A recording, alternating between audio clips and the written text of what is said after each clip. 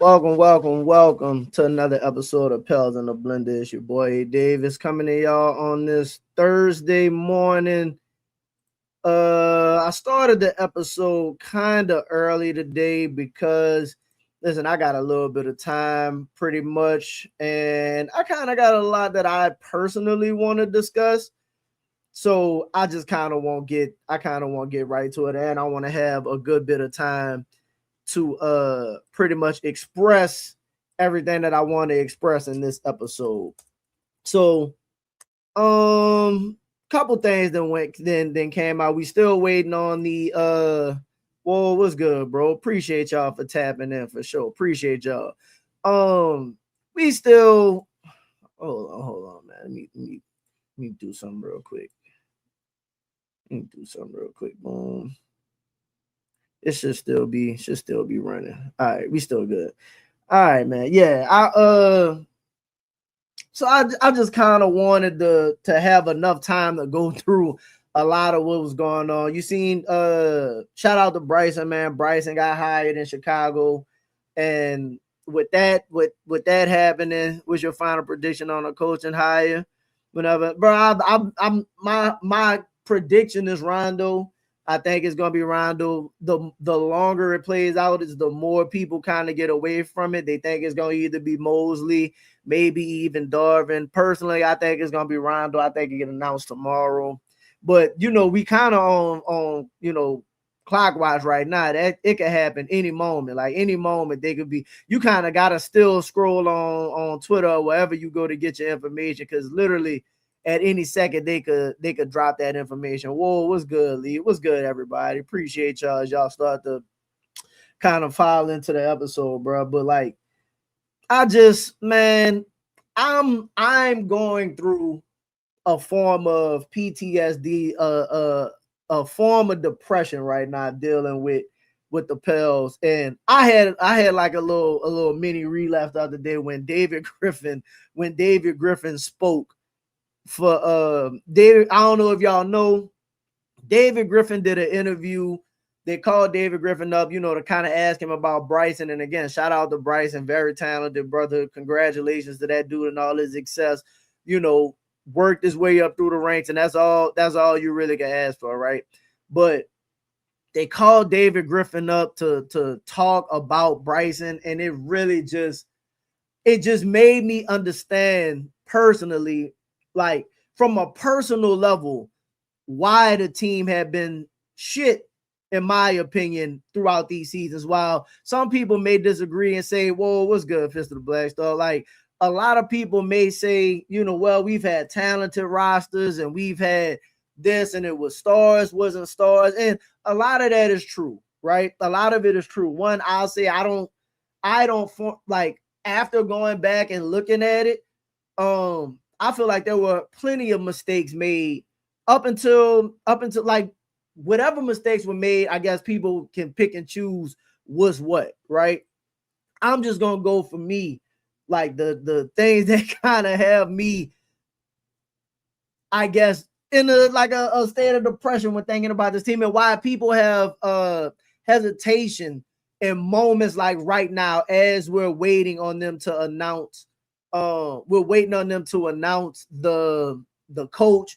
Everybody just like, bruh, we know they're not gonna do the right thing. Whatever the right thing is, you don't know, but you just know that this move, this particular coaching hire, is an extremely important hire.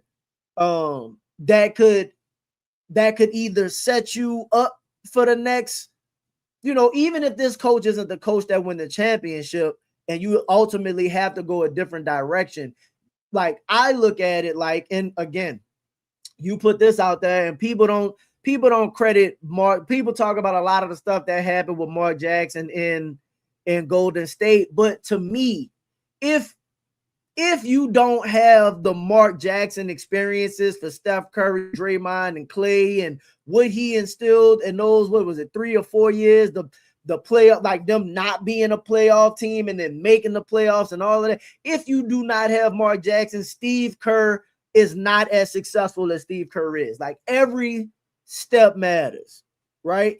And this step is just as important for our organization and turning it around as that move was for Golden State and them turning it around, right? Like this just it's just what it is. So that's why people have the hesitation of what this move will mean, right? Well, what's good, Jess? Appreciate y'all, man. Hit that like button as y'all fall into the episode and stuff. So it's kind of like, so I just want to express the understanding of everybody and just like, I know we're not gonna do things the right way. Even if you do somewhat make the hire, that like it's gonna turn out like we just gonna find ways to mess it up and stuff like that. Like, you know, and that's that's the stress of being like a fan of this franchise. Exactly, bro. Mark Jackson won 50 games back to backs before they, if I'm not mistaken, did they win a playoff series? If I'm not, but like Mark unlocked. People say that Steve Kerr unlocked Steph Curry. He helped elevate Mark Jackson really, because they was trying to make Steph Curry an off-ball shooter and stuff before Mark Jackson got there.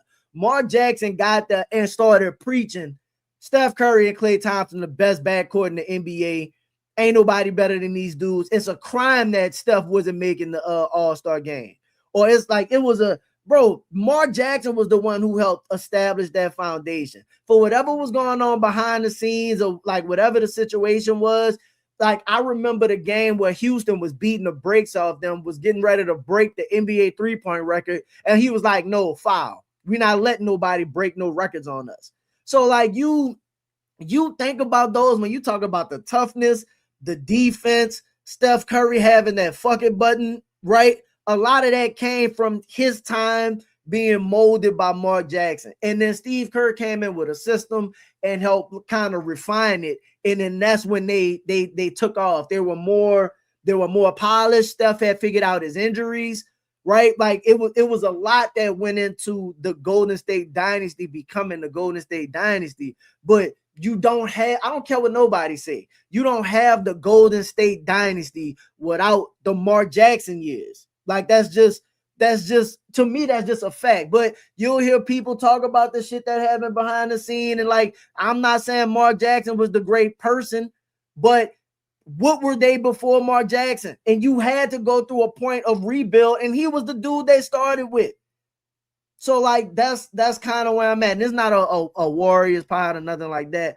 But I'm just saying this particular move, even if it's the move that sets you up for the next move, like you gotta get this particular move right. And I understand like the hesitation of it all. But like I said, this particular pod is more like a reflective pod to a degree. So the first thing I want to do is kind of like, I don't even really want to talk too much about the coaching hire because that's pretty much where I'm at with it. Like everybody know that it's important. Personally, I think it's Rondo and I think it should be Rondo. I'm not going to like continue to regurgitate that, but it's mainly because I firmly believe even without the experience, right? Even without the coaching experience, I just think his supposed skill set, right? Or his possible skill set is best for what I think this team needs right now.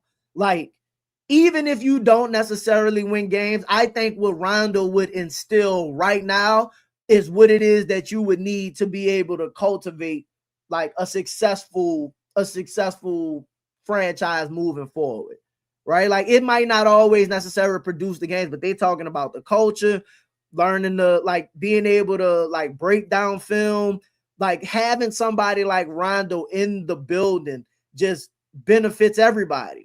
And I think more so that's why he should get this opportunity, being able to become the head coach. And if he goes on to become a great coach, I really feel like they're trying to convince Rondo to be an assistant for one of them dudes like Hetzel. Maybe I thought that too, to be honest. I thought that was a realistic possibility that like, I think they like Hetzel. And you know what I think it is? I think that I don't think they have, let's look at it just like, let's look at it from a resource standpoint.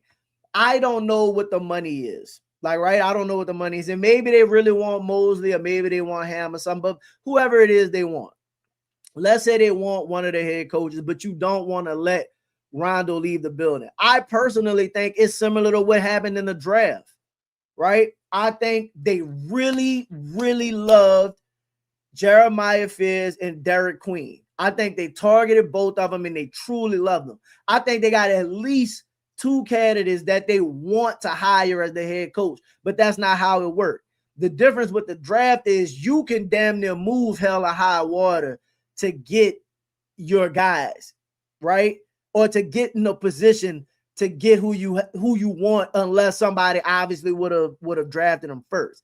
In this particular case, you might not have the same luxury of keeping like you interview Hetzel and Rondo and like, bro, it would be amazing to have a staff of Mosley and Rondo or Hetzel and Mosley or whatever the situation is. It might be one of the things where you just got to choose one and then you lose the opportunity to keep the other people in your building. That realistically could be a case. And that's probably why it's taking so long, to be honest, trying to like sort out the logistics, and you may not have the money allocated, right? Or the resources available to just be like, fuck it, we'll make it worth their time to be a number 2. Like that could be a case. So I agree as far as like from a coaching perspective, like that's a true possibility that they may, because I've been thinking about it like, bro, if you hiring these people, and you've interviewed them however long ago, at what point do that person, go back to doing their job? Like, because if I'm Hetzel, I'm employed by Brooklyn. I still, like, we got the combine coming. Like, I still have a job to do. I got players I need to prepare for. And as the season starts coming along, I think you have to start preparing for the season. Part of the hesitation, I think, with Rondo, and this is just my opinion, but part of the hesitation, I think, with Rondo is I don't know if they trust, and this is why you need good assistants and stuff, but if Rondo knows how to, like, the logistics of being a coach, right? Like, because he hasn't really been an assistant long. He hasn't really had, like, he's had a lot of NBA playing experience and stuff. I just think it's different from a head coaching perspective. Like, how long am I supposed to be in New Orleans? Like, what am I supposed to be doing? When am I supposed to get the players in? How long am I supposed to get the players in? Can I call the players in? Like, what about new players? Like, I know we're supposed to go to Summer League, but like, if we don't have no pick, what are we doing at Summer League? Or like, what are we doing at the combine? Like, what are the logistics behind getting the full season going? And that's where you need, truly a good staff and good people around them to say, all right, look, this is how you do it. And to kind of get off, to a fast start and kind of, hit the ground running. So I think, I think, and I could be incredibly wrong, but I just think that could be part of the hesitation with like hiring Rondo. And again, you got Joe and Troy who kind of can help you through those things, but at the same time, it's kind of like you want this guy to do his thing. Like, you hire the head coach to kind of run his own show. So I just think that that's part of why having a seasoned head coach or a coach that's had experience, you get the benefit of that, because they're more equipped to, like, they know when, how to get things done, as opposed to some of the stuff. And again, you can make calls and all of that to kind of get help with navigating through that. But I personally think that's one of the holdups maybe with hiring Rondo. And again, it could be nothing like that at all. So, but that's just me. So the value of getting this hire right, and again, it ties into the PTSD and everybody thinking that we're gonna fuck it up and thinking we're gonna get it wrong, is like when they hired, whoa, what's good, bro? Appreciate y'all for tapping in, man. When they hired Joe Dumars, like, this is the thing. When they fired, when the organization decided to fire David Griffin, Like everybody, whoa, what's good, bro? Appreciate you, dog. Appreciate you for tapping in. What's good? When they fired David Griffin, everybody was just praying for David Griffin to get, like, I don't want to say everybody, but most of the people was just like, all right, it's time for David Griffin to go, right?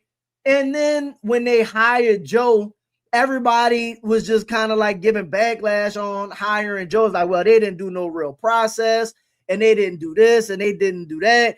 And then for me, I'm gonna just be honest. For me, because people put too much on the backside of Joe Dumars' time in Detroit without putting enough credibility on the front end of what happened in Detroit, right? For if you're gonna say he was bad for a decade, then you have to say he was fucking great for a decade.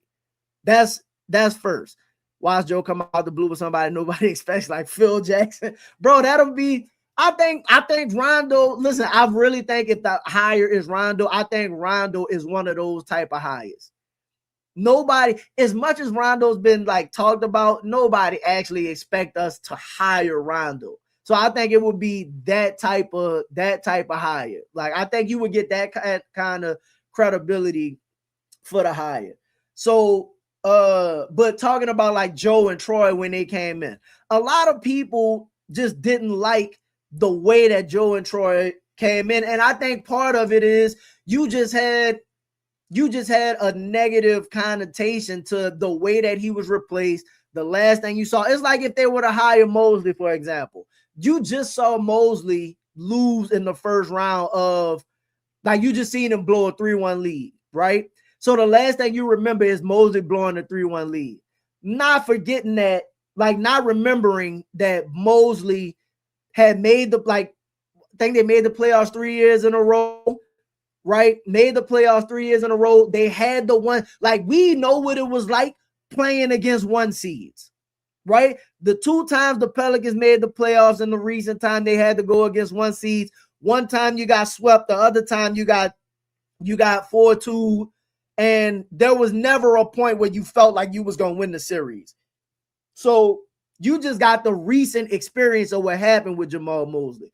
Not forgetting that he was up 3-1 didn't Detroit win 60 games on a fucking 60-win Detroit team, and if Franz don't go down, you probably get out of that series.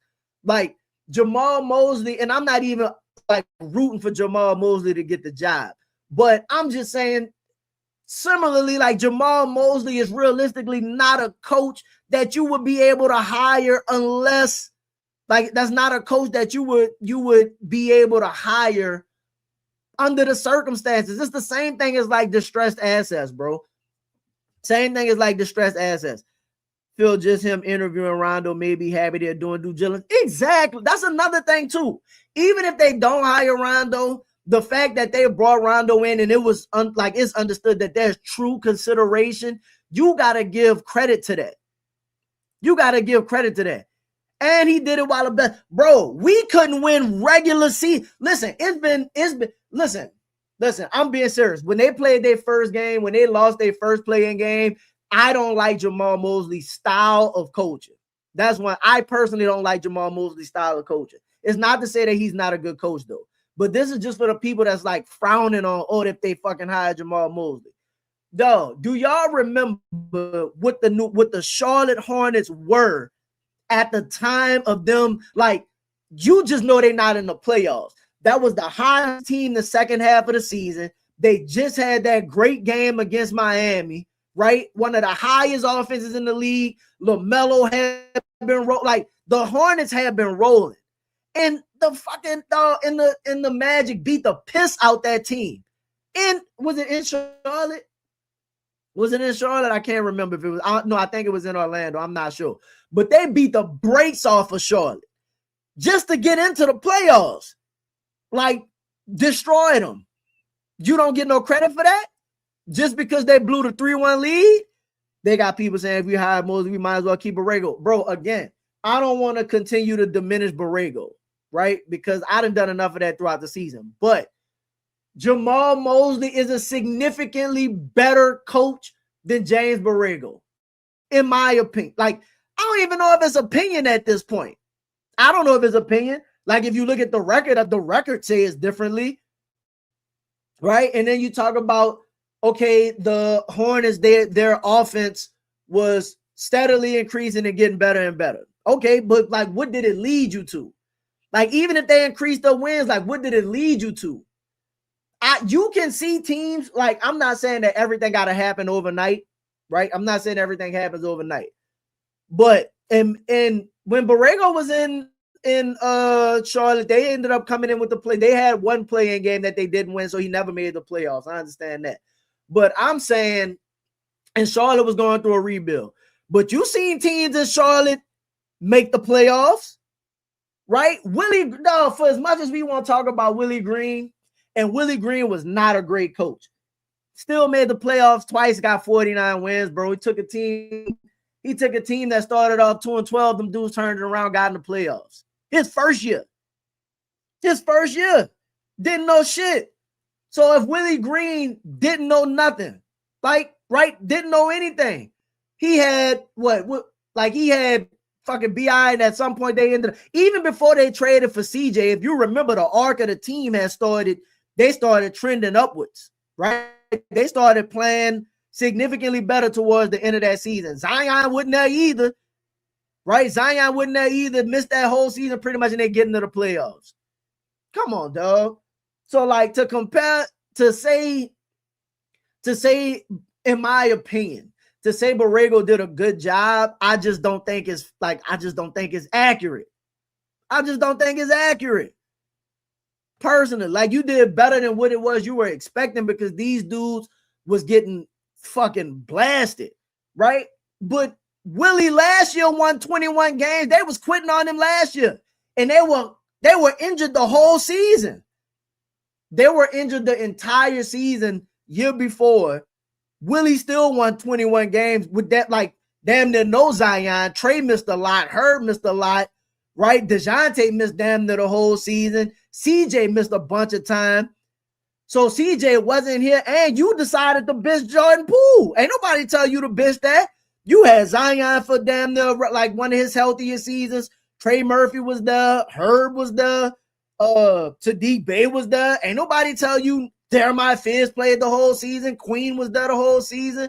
Ain't nobody tell you not to play Jordan Poole. That was a decision. Regardless if people think it was a good decision or not, it was a decision that you made, and you got to live with the ramifications of that. And this I ain't even meant to like go more into that, but I'm just saying, like, to say if we gonna hire Mosley, we might as well keep Borrego. There's no fucking doubt in my mind. And then when the game started to matter, remember we went that 8-game stretch down the back end of the season. It was like, look, they got a shot at getting in the play-in, right? They had beat some bad teams. It was like, all right, you got the good games coming up. You got the Rockets coming up. You got the Knicks coming up. You got all of these teams coming up. Your team was healthy. And y'all couldn't win none of those. You couldn't win none of those, right? And you made decisions that cost some of those games. That game that you lost to the Knicks, there was absolutely no reason for you to take Jeremiah Fierce out that game when he got it going in the second half to put in fucking DeJounte Murray when he was struggling. There was no reason. But I watched you sit Zion in the Houston game talking about we got it going. You said Zion the whole fourth quarter. Granted, it worked, but if it worked then, why you ain't stick with the same thing now? I personally don't like stuff like that, which is why I'm just out on the Borrego thing. That's just me. But we gonna talk about Jamal Mosley, who blew a 3-1 lead to arguably the best team in basketball when one of your better players was out. And even if you lost, one, you was never supposed to be in that position to begin with. So if I'm gonna get same thing so I look at Jamal Mosley and I say the same thing for Joe Dumars to a degree. People want to remember the back end of when his players started getting older and like the dynasty started diminishing. Well, if that's the case, Golden State dynasty diminishing right now. Golden State had one of the greatest runs that they didn't had, right? And we watching Golden State right now, like diminish. So if Steve Kerr stay, like Steve Kerr thinking about getting out, they got to hire a new coach, they got to do whatever. How long until Golden State possibly gets back to wherever they was? And they got one of the greatest players ever. So if that the GM, Bob Myers got out. Bob Myers got out. If he would have stayed, they would be talking about Bob Myers. Man, this dude like led one of the greatest dynasties in NBA in modern NBA history.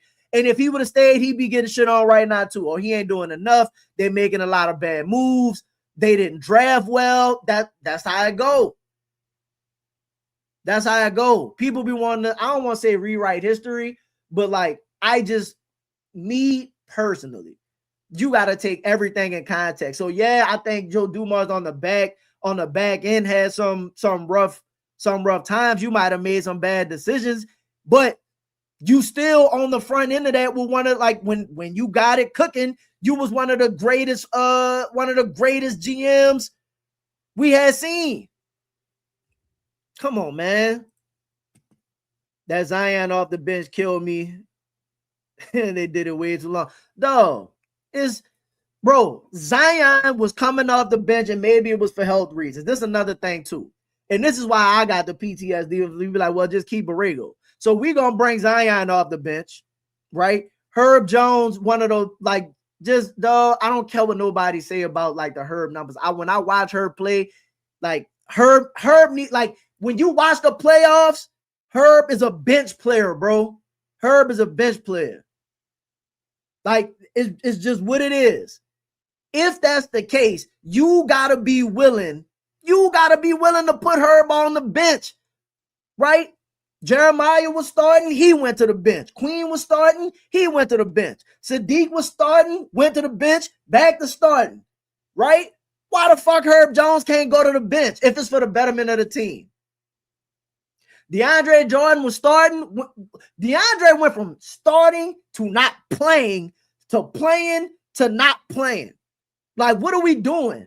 But we supposed to get some continuity from game to game? Come on, bro. No, I can't. No, dog. In the one series he's lost, Mosley won more playoff games than we did in the whole Zion era. I understand. Come on, dog. So I'm not saying that I think Mosley should be the guy, but I just don't understand, like, if we're gonna hire Mosley, then I think we should just keep Borrego. It's like, no, I don't think Borrego's resume stacks. Like, if I gave whatever time I gave Borrego, let's say we hired Borrego and say, look, he'll go 4 years, right? He'll go 4 years. Whatever I think Borrego could do in 4 years, I think Jamal Mosley would do significantly better in the same 4 years. So if that's the case, why not hire Mosley? Because I think he's better. So it's not a why just keep. That's just my opinion. Like, if I'm a hire one, I'd rather have the better guy. Is there any chance Mosley agrees to be Rondo's lead assistant? Man, I think anything is on the table, to be honest. I think anything is on the table. The reason I say that is because, one, you don't know for sure when your next head coaching opportunity is going to come, right? And let's say a situation where, like, I could see Rondo taking this job, right? But if I'm and it was the same thing with Tibbs to a degree. And I thought, when I thought about Tibbs being a lead assistant, I made some comments about that. My thought is if you don't like the landscape of what's happening, but you want to continue coaching, you might not want to be a head coach right now for an organization that, if you feel like we're going through a rebuilding stage, you cannot destroy your record with rebuilds.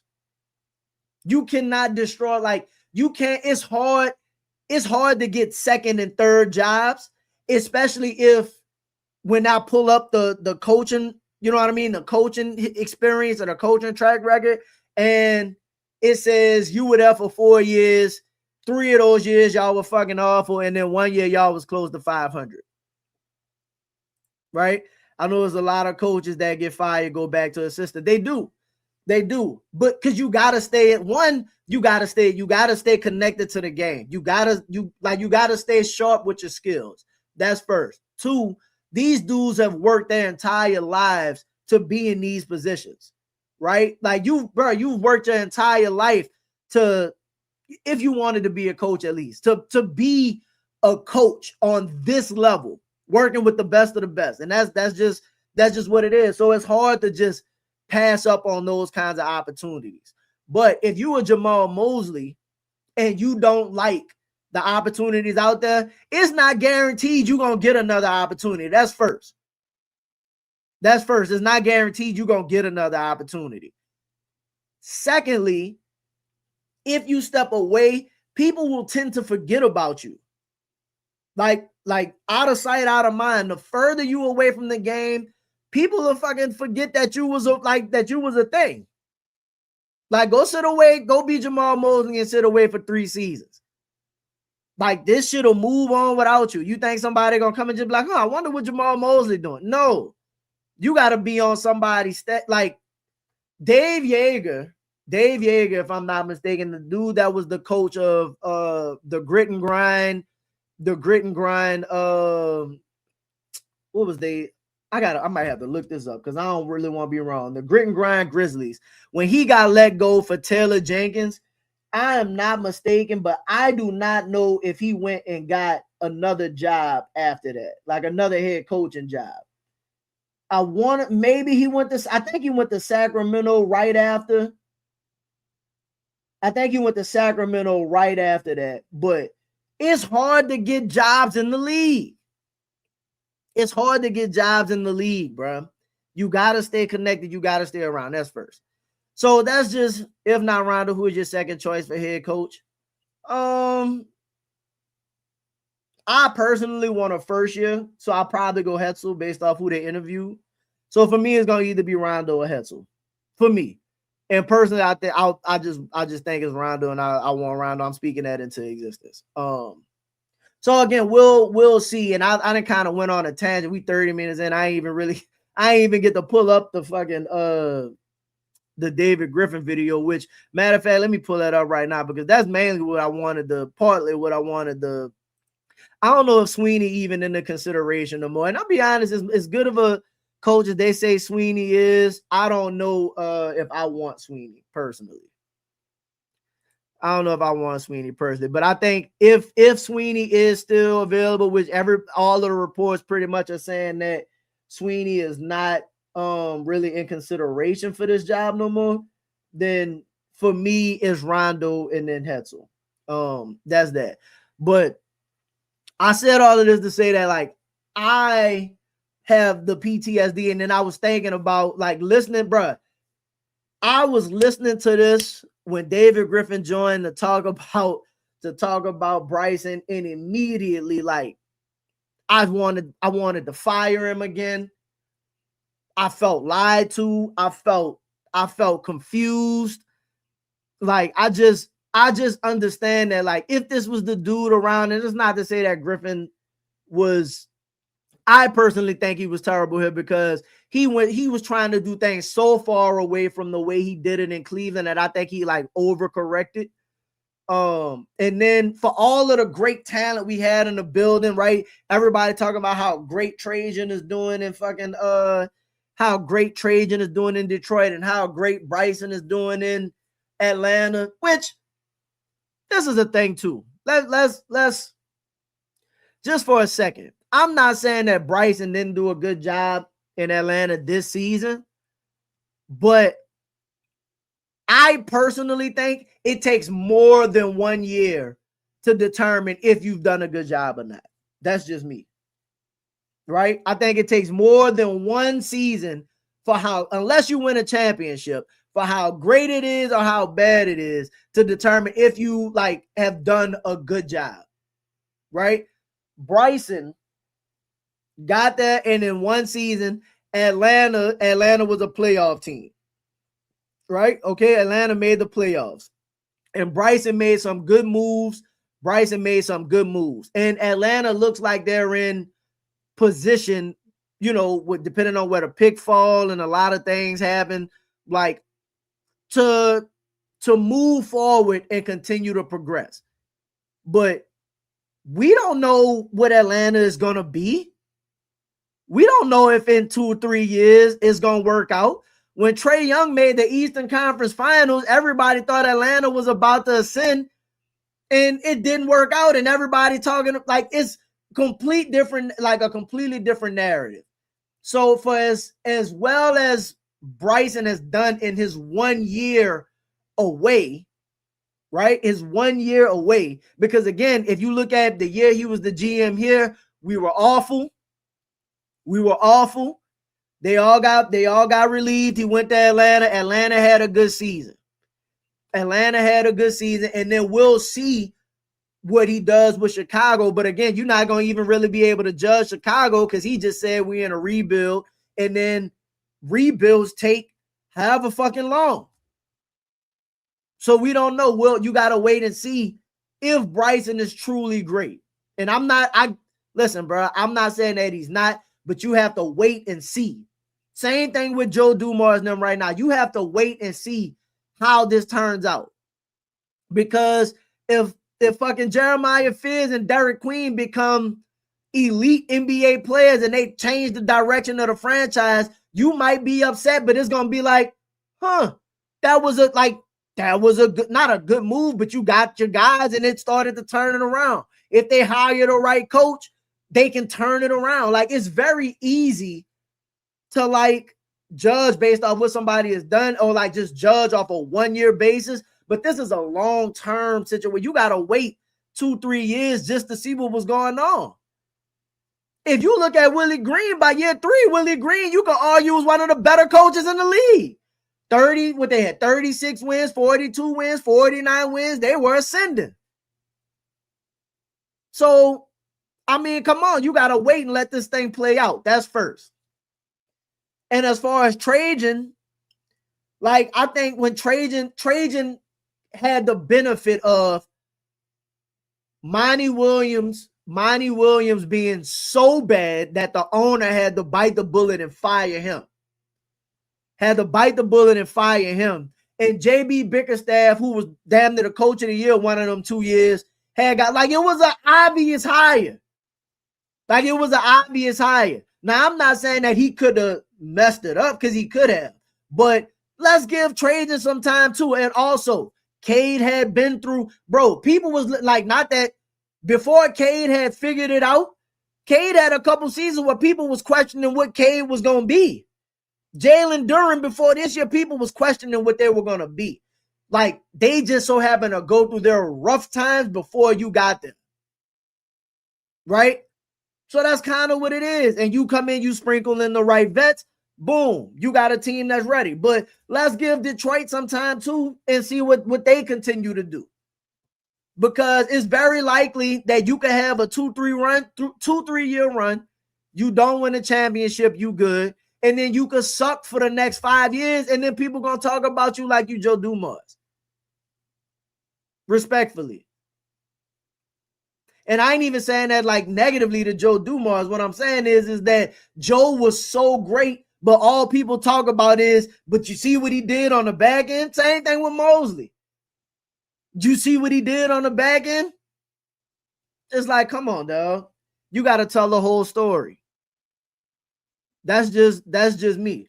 But when I was listening to this, I was upset because I just like, bro, regardless of what y'all saying, bro, I'm happy David Griffin gone. But let's listen to some of what he had to say. David, good morning. How are you? Good, guys. How are you? Thanks for having me on. Doing well. Thanks for joining us this morning. We heard that clip coming in from NBA TV, and that was Bryson Graham explaining how when he was working for Dell Demps and after Dell left, you came in and retained him. What was it about Bryson Graham, the young executive, that made you want to do that, and how did that all go in New Orleans? So once we knew we were likely to get the position in New Orleans, we did quite a bit of background work on the people that were there. And Bryson was somebody who consistently, everyone that I knew in the league. And let me pause that for a second. It seemed like he knew he was getting the job before he got the job, right? He said, when we figured pretty much we were pretty sure we were going to get the job. We started doing research on people that was there.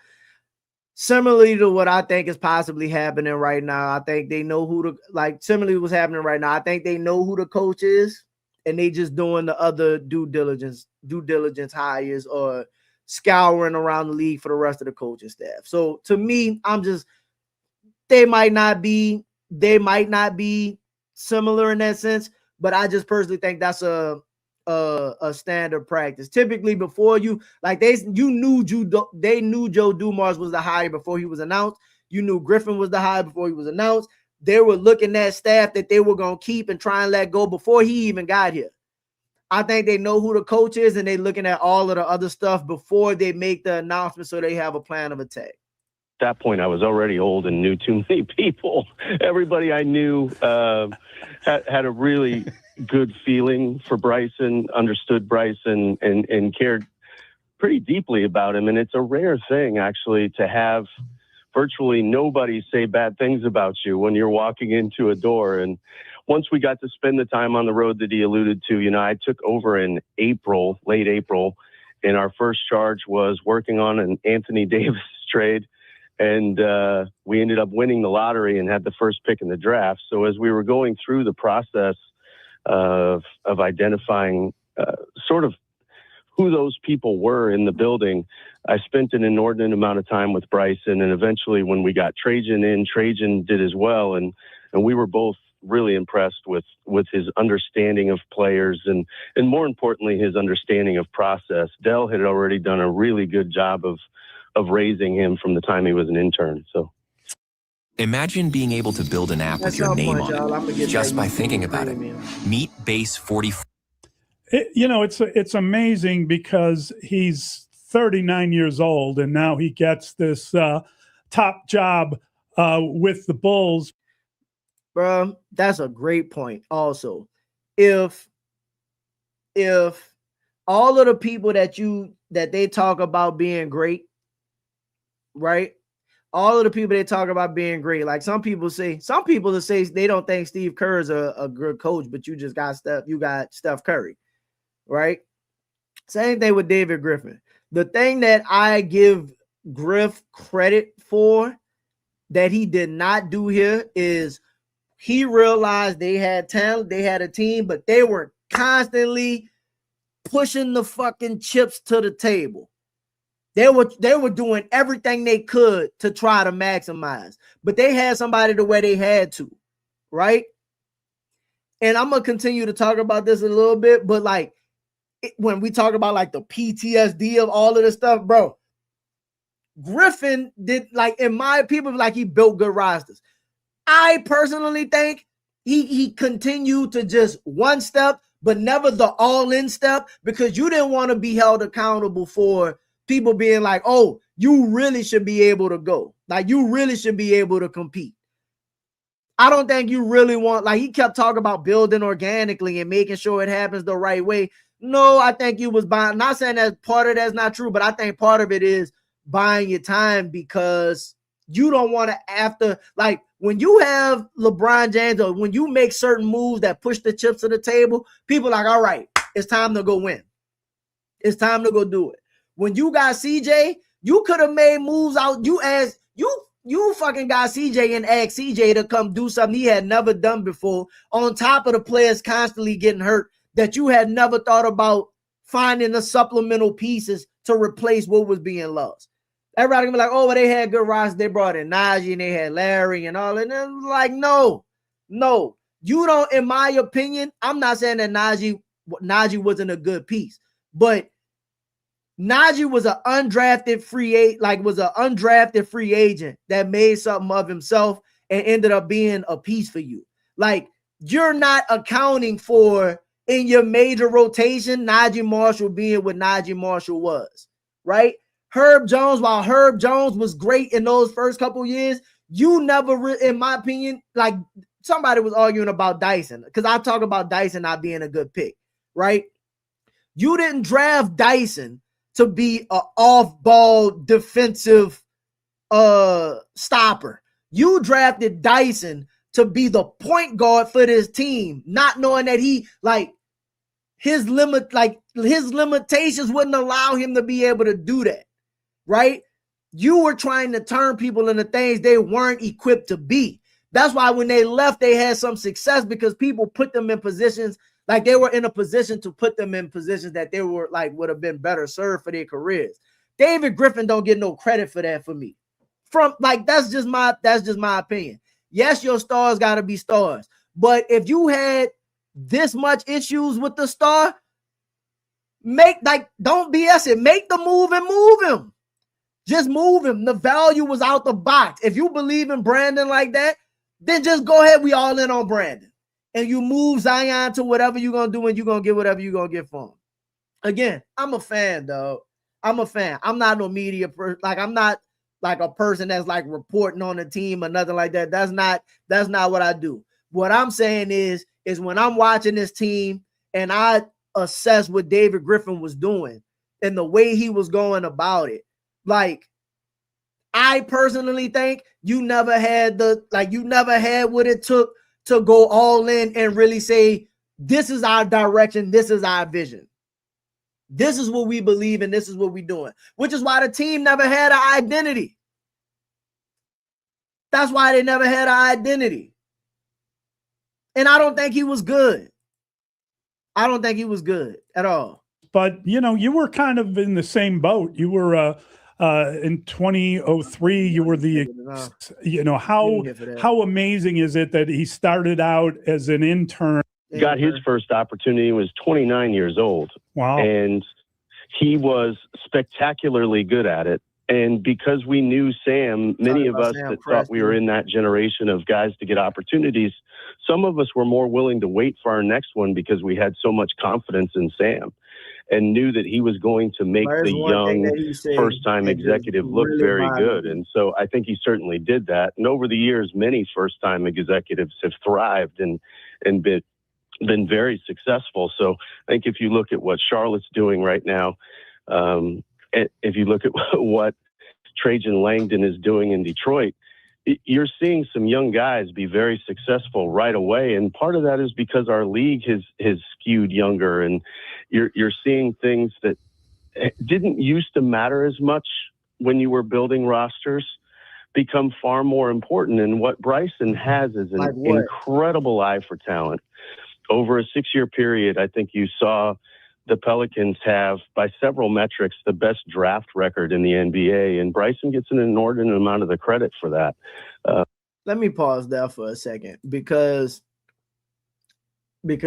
he said one of the best draft records, and that Bryson gets a lot of credit for that. Trajan gets a lot of credit for that. But in my opinion, when Dave, and he's gonna go on to say this, but like when David Griffin was here,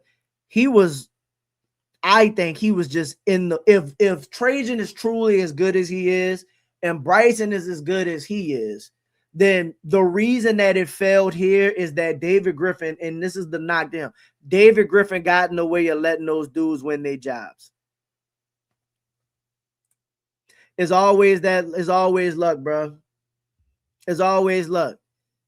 They had multiple years of missing on the, they have been tanking for years. They have been tanking for years. And the 1 year they got the number 1 pick, it just so happened to be Cade. It just so happened to be Cade. And Cade went through a tough time, bro. Cade stayed hurt. Like Cade had to develop as well. Like a lot of these number 1 picks, when you look at them, like a lot of them take time. Like Ant wasn't this fucking Ant. Like Ant was good, but Ant had to continue to get better and grow. They didn't even think Ant was gonna be what he was. Golden State, and going back to Golden State, Steve Kerr said if we had the number 1 pick, we wouldn't take you. What? Listen how dumb that sound. Come on, dog. Come on. But for David Griffin to be like, we brought in a inordinate amount of talent, and it's just kind of like, so if they did their jobs, right? Let's just say that they did their jobs bringing in the talent. Why didn't you do your job and maximize the talent?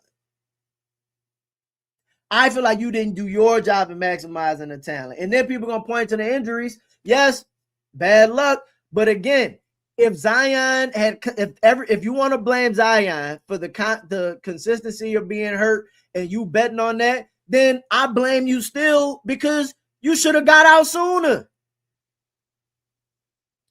Like, as far as the stars go, you chose the wrong stars. You chose the wrong stars. You could have been bit the bullet on that and moved. So I just fucking David Griffin, bro. And once Trajan left, he gets all the credit for it. So I think here's a person who. And he said Trajan left, he get all the credit. Bryson ain't been gone that long. If he getting all the, if you're gonna say Bryson get all the credit, Bryson had been gone for 2 seasons. So you're gonna say Trajan get credit for who? Eves? Bryson left 2 years ago, right? That was the year you won the 21 games. You was one of the worst teams in the league. We ended up with the 21st pick in the draft. Ease Measy. That's what Bryson get the credit for? Okay. Bryson, I don't remember any. Do he get the credit? I don't know if this was his job or not. He was the GM. Is he the one who get the credit for bringing in Daniel Tice? Is that Bryson or is that you? Like, who get the responsibility for that? For bringing in Daniel Tice and saying this is going to be our starting center? I don't know. Because Bryson was the GM at the time. Is Bryson the one that don't get, like, you traded for DeJounte? Is Bryson the one also that get the responsibility or the credit and or blame for the return for BI or not moving BI in the offseason? So, like, and and what is Eves exactly? Is Eves the starting center? And it's not to say that Eves don't have no potential, but I'm saying, like, what, based off what you just said, when Trajan left, Bryson gets all the credit. It's like, okay, credit for what? What did they do that season that, like, they were one of the worst teams in the league? I don't know. Who paid his dues at every level of an organization, did it with incredible grace and class, never stepped on anybody's toes to get where he was going, and built a really dynamic team, and built dynamic relationships. And so his scouting team was a dynamic team. Well, absolutely crestfallen when he left New Orleans. And you're going to see that a great number of people want to work for him because he's just about the work. He's not about his ego, and that's a special, rare thing. We're talking with David Griffin, the former NBA executive in Phoenix, New Orleans, and Cleveland, where he won an NBA championship here on The Score. And David, so being somebody who Bryson might consider a mentor, somebody who he might look up to, if he were to ask you for some advice in this job, in his first foray into being a lead executive, what would you tell him? None. Well, we've talked quite a bit, and I think the most important thing is just be yourself. You know, yes. He's earned this opportunity. I think quite often what happens is you get an opportunity like this and you start to think you're supposed to be a certain type of person or a certain type of executive. If he just lives squarely in the human being he's always been, oh my gosh, he can't fail. Players love him. He's got an incredible ability to improve player development around him. He does a great job of carrying on sort of the same things that Trajan and I believed in terms of. I don't like that idea that you can't fail. I don't think the idea you can't fail. I agree. I don't like the idea of somebody being like, you can't fail. Because I think failing, like, the possibility of failing is like part of what it means to succeed. Right? Like, how can I better explain that at least? It's like, if you be yourself, you won't fail. It's like, okay, you can do everything you want, but again, if a motherfucker get hurt, or like, it's so many things beyond your control. You need so many things to go right. You need so many things to go right to be successful. Right? Now, you could say you're going to do all of the things to put yourselves in the best positions, but that don't mean that it's going to go right. That don't mean that it's going to work out. And it may not be your fault, but that's the way it goes. Because if that's the, like, to say that you won't fail, like, I just feel like that's like, I understand he's being complimentary of Bryson as he should, but like, stop selling me that. Stop selling people that you can't fail. What if they never land a star? What if you never land a star player? How long are they supposed to tank? Bryson said they be coming in, we gonna build this thing the right way. So you done bought yourself 2-3 seasons. What if in 2-3 seasons don't nobody pop? Then what? How long you supposed to be bad? He just apologized for the past 5 years. What if you don't hire the right coach? Come on, man. Do the Pels trade Zion? I don't think so. I don't think so. I'll say this. I think everybody got to the trade deadline. I don't think he's gonna be traded in the summer. If they don't come out and look a certain type of way to beginning of the next season, by the trade deadline, everybody will be gone. I agree with this. Fizz and Rondo will make for a contender if that's done. I agree. But even that it'll take time. David Griffin fumbled all our assets. It's still hurting us to this day. People talking about wanting to rebuild. David Griffin had the rebuild. That was the rebuild. You want another? So, like, this is the thing when people talk about rebuilding. David Griffin had, Zion is going into year 8. David Griffin had 6 years, a 6-year rebuild. Now you want them to rebuild again because they ain't get nothing out of that 6 years. Then you want them to rebuild again, which probably will take you another 5? So now you in a fucking 11-year rebuild. Because if you move Z and Trey and all of them right now, dog, you just know you're not competing again. And this is the PTSD part of it. Griff had all of the picks. He had and the picks, they had no obligation to win when he first got here. You could have traded Drew. Like, when you traded AD, you could have traded Drew Holiday. There's a bunch of things that you could have did that you chose not to do because you were in the rebuild. You were in the rebuild. Zion agent is the same guy who was Rondo agent, Bill Duffy. I wonder who was Rondo agent? Okay. I wonder if that worked for or against you. That's interesting. That's a very interesting point. That's good information. I personally think it's Rondo. I just think they again, man, I said this before. I think they just getting the information together. They doing their due diligence on the staff. I think they actually going about doing this the right way. My opinion. I know a lot of people don't think so, but that's just me. And again, whatever decision they make, whoever they decide to hire, you still got to just wait and see. You got to wait and see. Because no matter who they hire, if it's Ham, let's say it's one of the second-year coaches, Ham, Borrego, or Mosley. I personally think all coaches deserve a second opportunity. So I'm not going to frown upon whoever it is to get a second opportunity. When honestly, the one with the worst fucking resume is Borrego. People's like, just bring back Borrego, but he's the one that's the worst of all of them. But again, even Borrego, I think, if they were to give him a job, I would say, okay, I'm okay with you getting a second opportunity to see how you would do it if you had full control. Learn from your mistakes or whatever and have an opportunity to do it again. I believe that, but I believe that for Ham and Mosley as well. So I'm not going to frown on them getting an opportunity.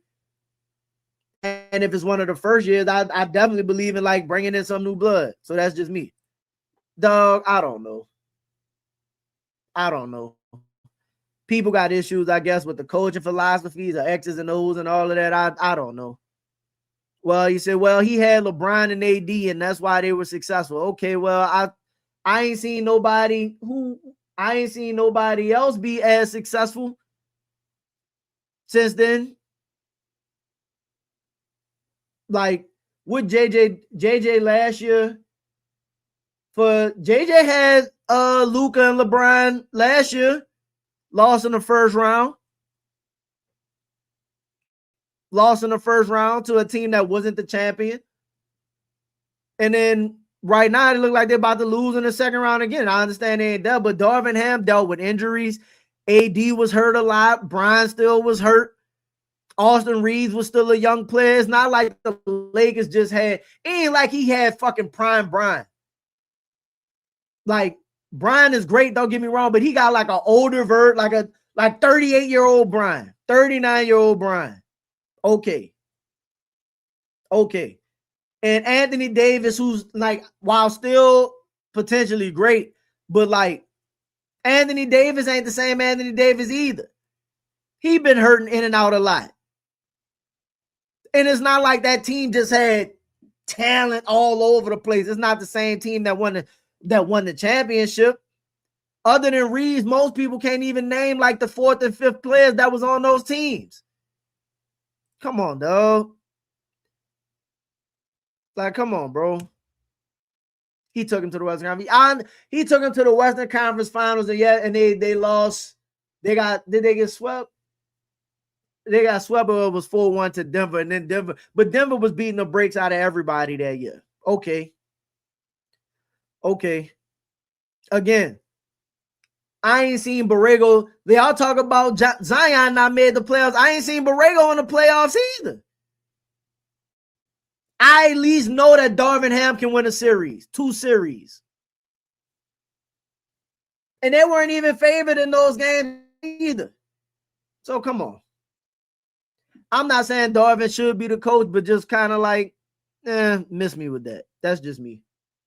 And if you put a great staff around Darvin Ham and Darvin Ham say, hey, I'm going to let y'all do y'all job.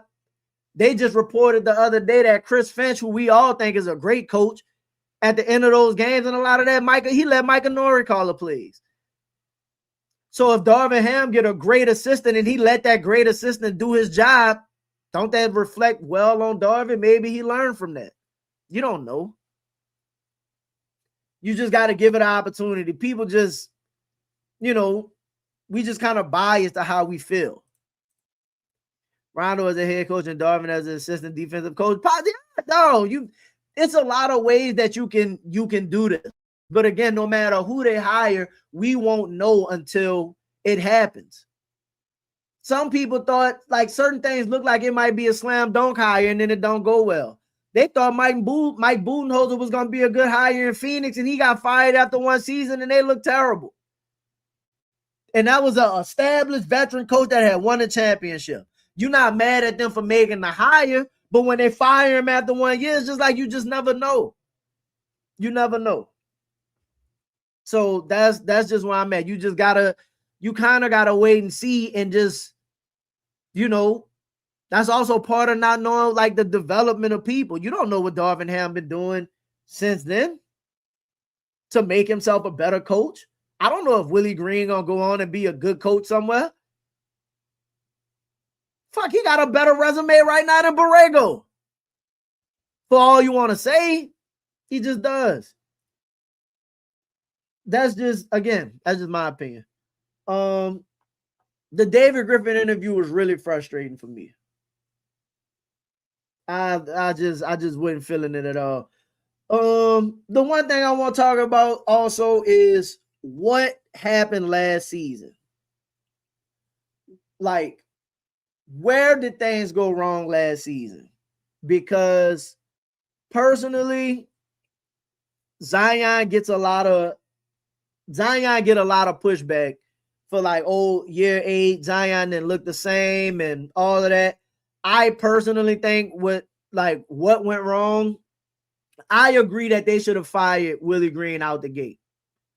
I agree they should have fired Willie Green out the gate. What's the chances of them Rondo bringing Ham, vice versa. I don't know. No, your guess is as good as mine. Your guess is as good as mine. No clue. But I guess we'll see how many options they got. What is it, 5 people? 20%? 20% for all of them. That's about the odds for all coaches. I think it's even for everybody. I think Borrego, being that he was here, I think Borrego is they fail safe. So you cut him down a little bit. I think he's if nothing else, if all else fails, we'll go to Borrego. I think that's what that is. But Zion, and I'm not even really here to defend Zion because I came out like this season like, all right, my opinion is that Zion is not a 1. But what happened for the season to be derailed so bad? Right. And like people talk about the roster and stuff. And like I had said all season that I thought Zion, after early in the season, had put it on cruise control most of the season. Right. I thought he put it on cruise control. After he had the early injury, I thought like it was like, look, man, I think Joe was like, look, we need you to be available. I need you to be able to play. We need you to be on the floor. Figure this out. In the beginning of the season, Zion was incredible. And he got hurt. And I think they was just like, look, we got to figure out a way to manage it before you can give the effort that we typically see from Zion. And it's like, well, what's the evidence of that?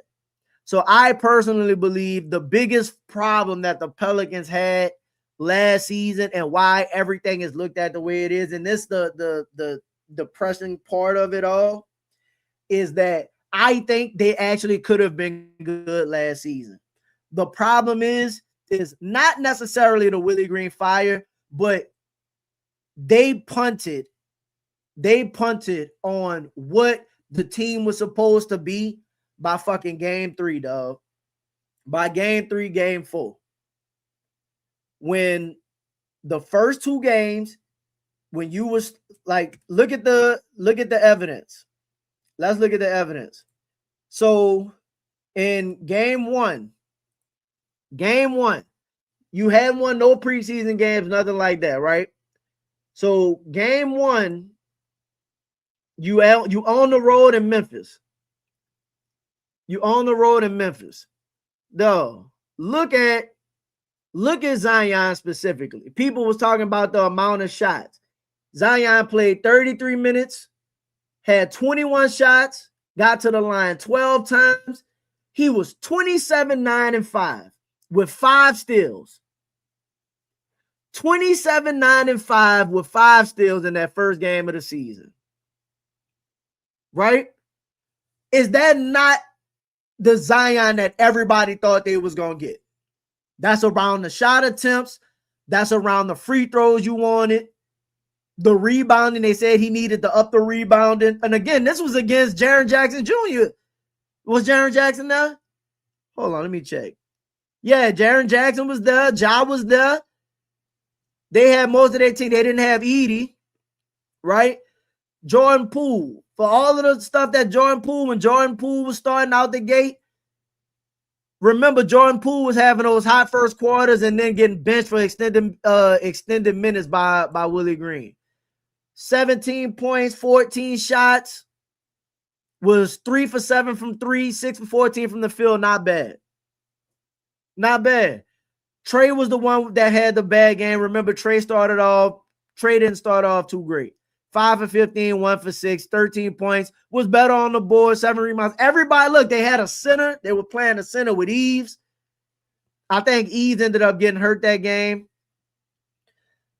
And then Herb still playing 36 minutes, but Herb played damn near the whole game. Had a great game, in my opinion. 17, 9, and 3 with 3 steals, 1 block. That's the Herb Jones that you needed. But again, this was the lineup that you thought you was going to get most of the season. That's the way they thought they was going to play most of the season. You still had 30 minutes off the bench from Sadiq. And look at Jeremiah Fizz back then. This when you knew Jeremiah coming off the bench was good for Jeremiah Fizz coming off the bench. They had been working on it. He had a defined role. He had been playing in that position all summer.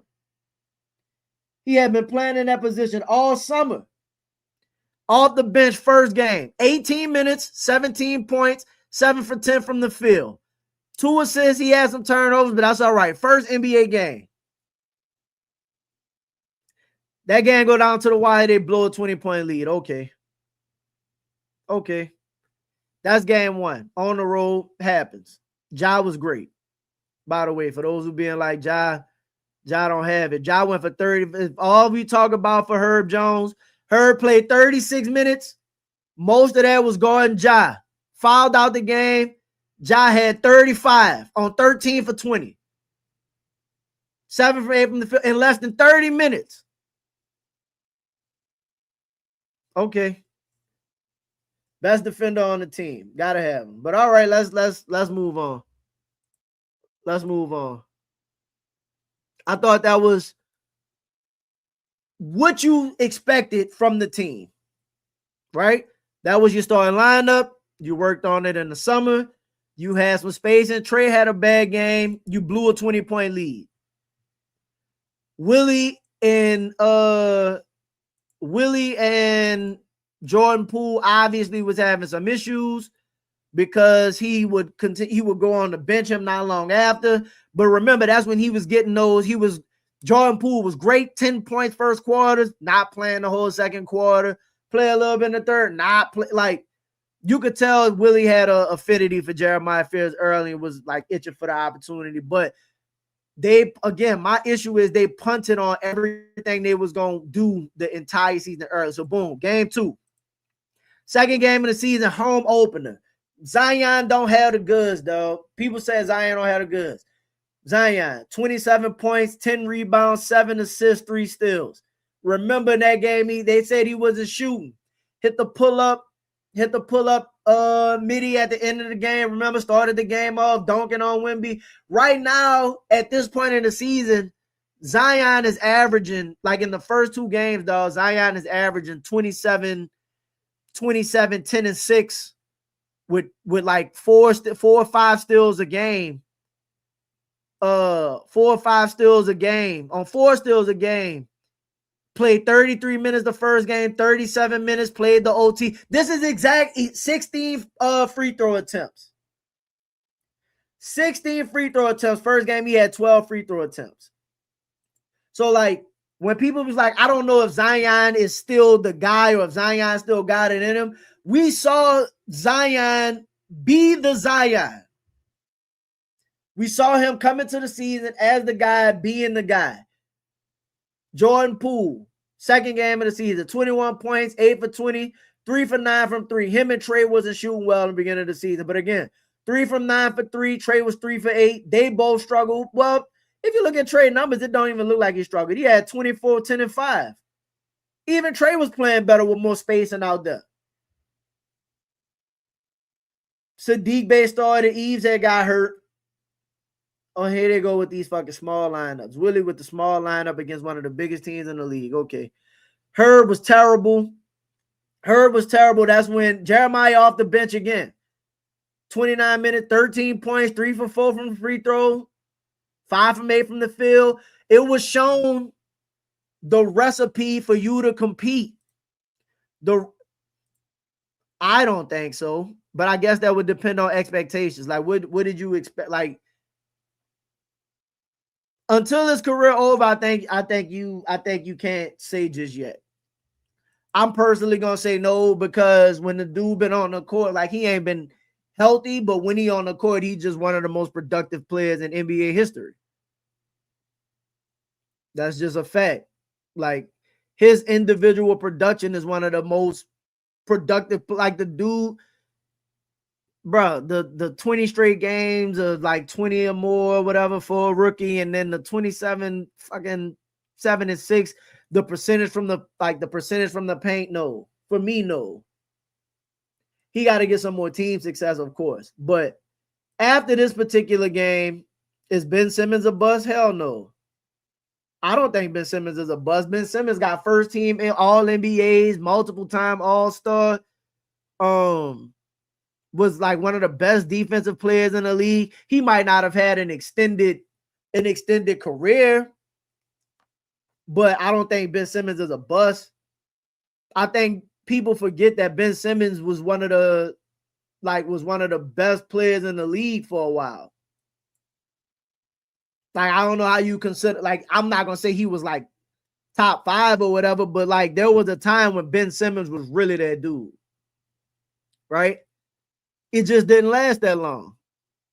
And that happens. I don't think that make you a bust. But my whole point in pulling up like the first 2 games, because after the first 2 games is when everything started to change. Zion went down game 3, and by the time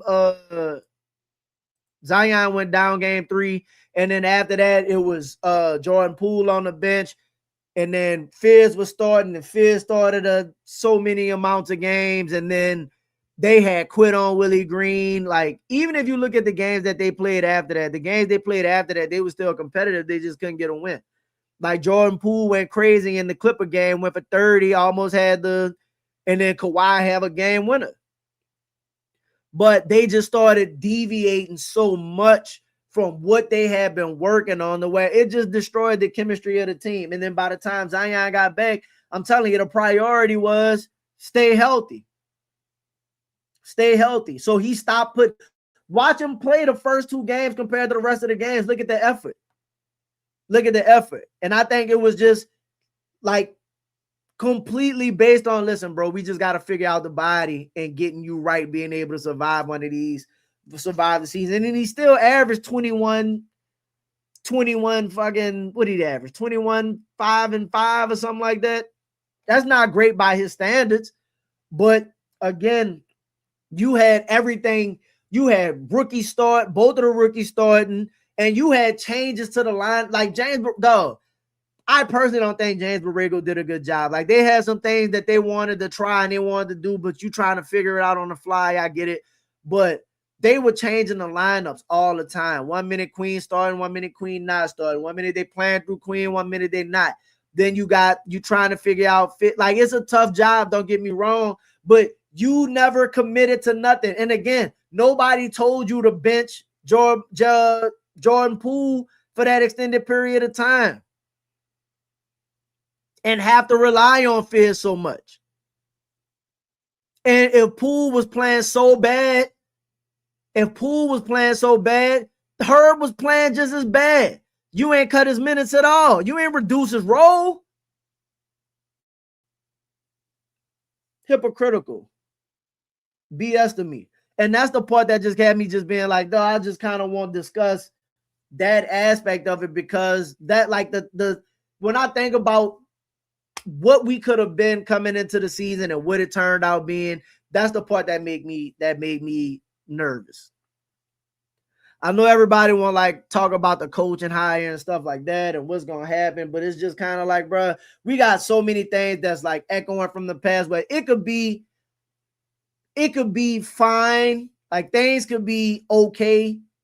And then the wrong person, like, just, how do I want to word this, dog? Like, things change fast.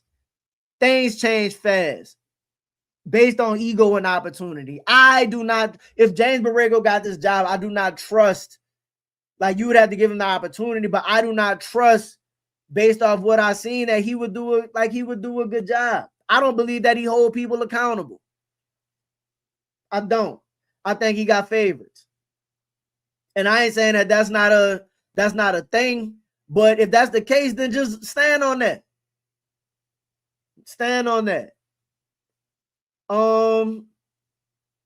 I had another thing I wanted to talk, because I partly wanted to talk about like what would be an amazing like how you start to turn this around. And this is a lot to do with like Jaylen Brown news and Jaylen Brown coming out, and him or Tatum, Boston possibly having to decide on him and Tatum. And for me, I thought like one of the, like, my ideal situation to like get rid of the because you got to start transitioning in somewhere to kind of like shake some of this shit that's been going on from like the history of the years of David Griffin. The people talk about the pick, but again, if you like Derek Queen, whatever, if you believe in Derek Queen, whatever. But like you have to start turning this around, and like the coaching hire is that. So I thought, like, man, you know what would have the city going crazy is if you hire Rondo. If you hire Rondo, they're gonna choose Tatum. I think so too, because Tatum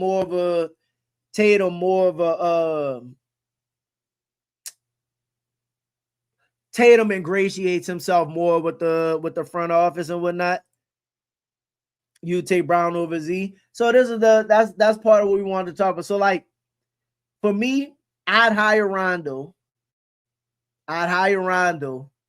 I'm bringing Sam Cassell off their staff. Yeah, more of a company man. Fair. I agree with that, and that's why he'll stay in Boston. You gotta, that market.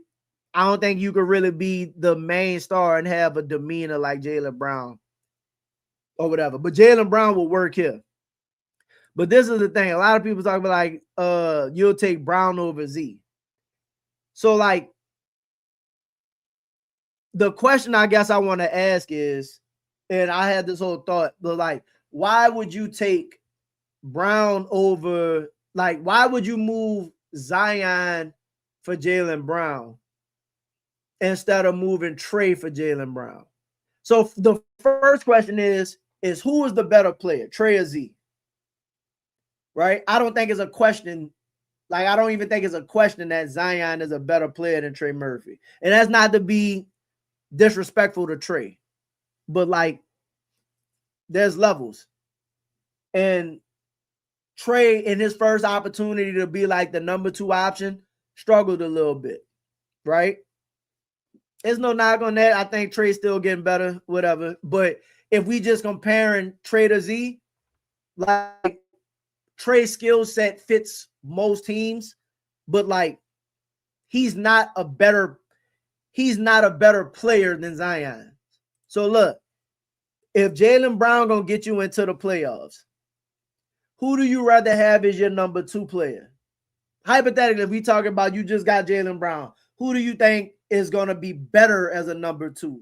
Like more impactful, Zion or Trey? For me, I think Zion is just, again, significantly better, like just more impactful. People be like, well, Trey plays a style. See, here you go. Trey plays a style. Trey shoots the ball. All of that, right? And I think if Trey is my 3rd or 4th player, yes. But I just don't believe, like, I think we get confused in like what somebody looks like and like what somebody actually gets done. Can't function number 2. He needs the ball to dominate. Who say he can't have the ball? Who say he can't have the ball? And Trey even off the ball, like Trey on the ball or off the ball, like Trey on the ball definitely can't dominate. And Trey off the ball, while yes, he's a bro. Listen, I don't want to take this as like he's not a good player. Like, I just got to make that understood. I'm not saying Trey not a good player, but like Trey off the ball is not as impactful as we want to make it to be. Like, he hasn't proven to be like that impactful. Depending on coach and for what role will they have Z in? Whatever role you want Z in. As your number 2, you can't have the ball more than the number 1. Why? And that's not to say Trey would be a cheaper. Dog, do you know how much better Tatum is than Trey? Like, how much better like Tatum is than Trey Murphy, respectfully. I want Trey off the ball as much as possible. He'd be off the ball anyway. But that's my point. Like, Jaylen Brown can play on or off the ball. And I personally think that we talk about like what Z does off the ball and stuff like that. Like Z don't have no movement and all of that. And I personally think because we suck offensively. We don't run no offense for nobody. So when we talk about what Z can or can't do, we be asking why they don't put them in pick and rolls or why they don't have certain sets. I think because everybody's terrible. Trey and Tatum not even dog. Exactly my point. So like when you say Trey could be a cheaper Tatum, it's like, dog, you know the fucking gap between Tatum and Trey? Like, again, to me, when we talking about like impact players and stuff like if I'm building a team and I like Trey because I understand what people talking about Trey's skill set, right? Trey's skill set is a great skill set, but let me just, my opinion on Trey. After watching when we had NBA talent, Willie Green was our head coach, shit been bad. Exactly. They ain't never ran offense. They ain't never ran offense. So, like, you got to damn near go back to Alvin Gentry when you had some Zion off-ball actual movement. The only thing you get from anybody is the little flare screen. They don't even consistently run pick and rolls. These coaches not good. They're not good. So, I'm not saying that Zion will play great off the ball, and I'm not saying that. But what I'm saying is and that's I'll give that benefit to everybody. Like maybe Trey also could be better. Maybe Z also could be better. But from what we've seen, it's not even really a question if Zion is a better player than Trey Murphy. Right? And then people say, well, look at the money. He's paid like he's supposed to be a one. Trey at his absolute peak is an extremely poor man's Klay Thompson, but still a pretty good number two, never number one. Dog, like, extremely poor Klay is not a number two in the league.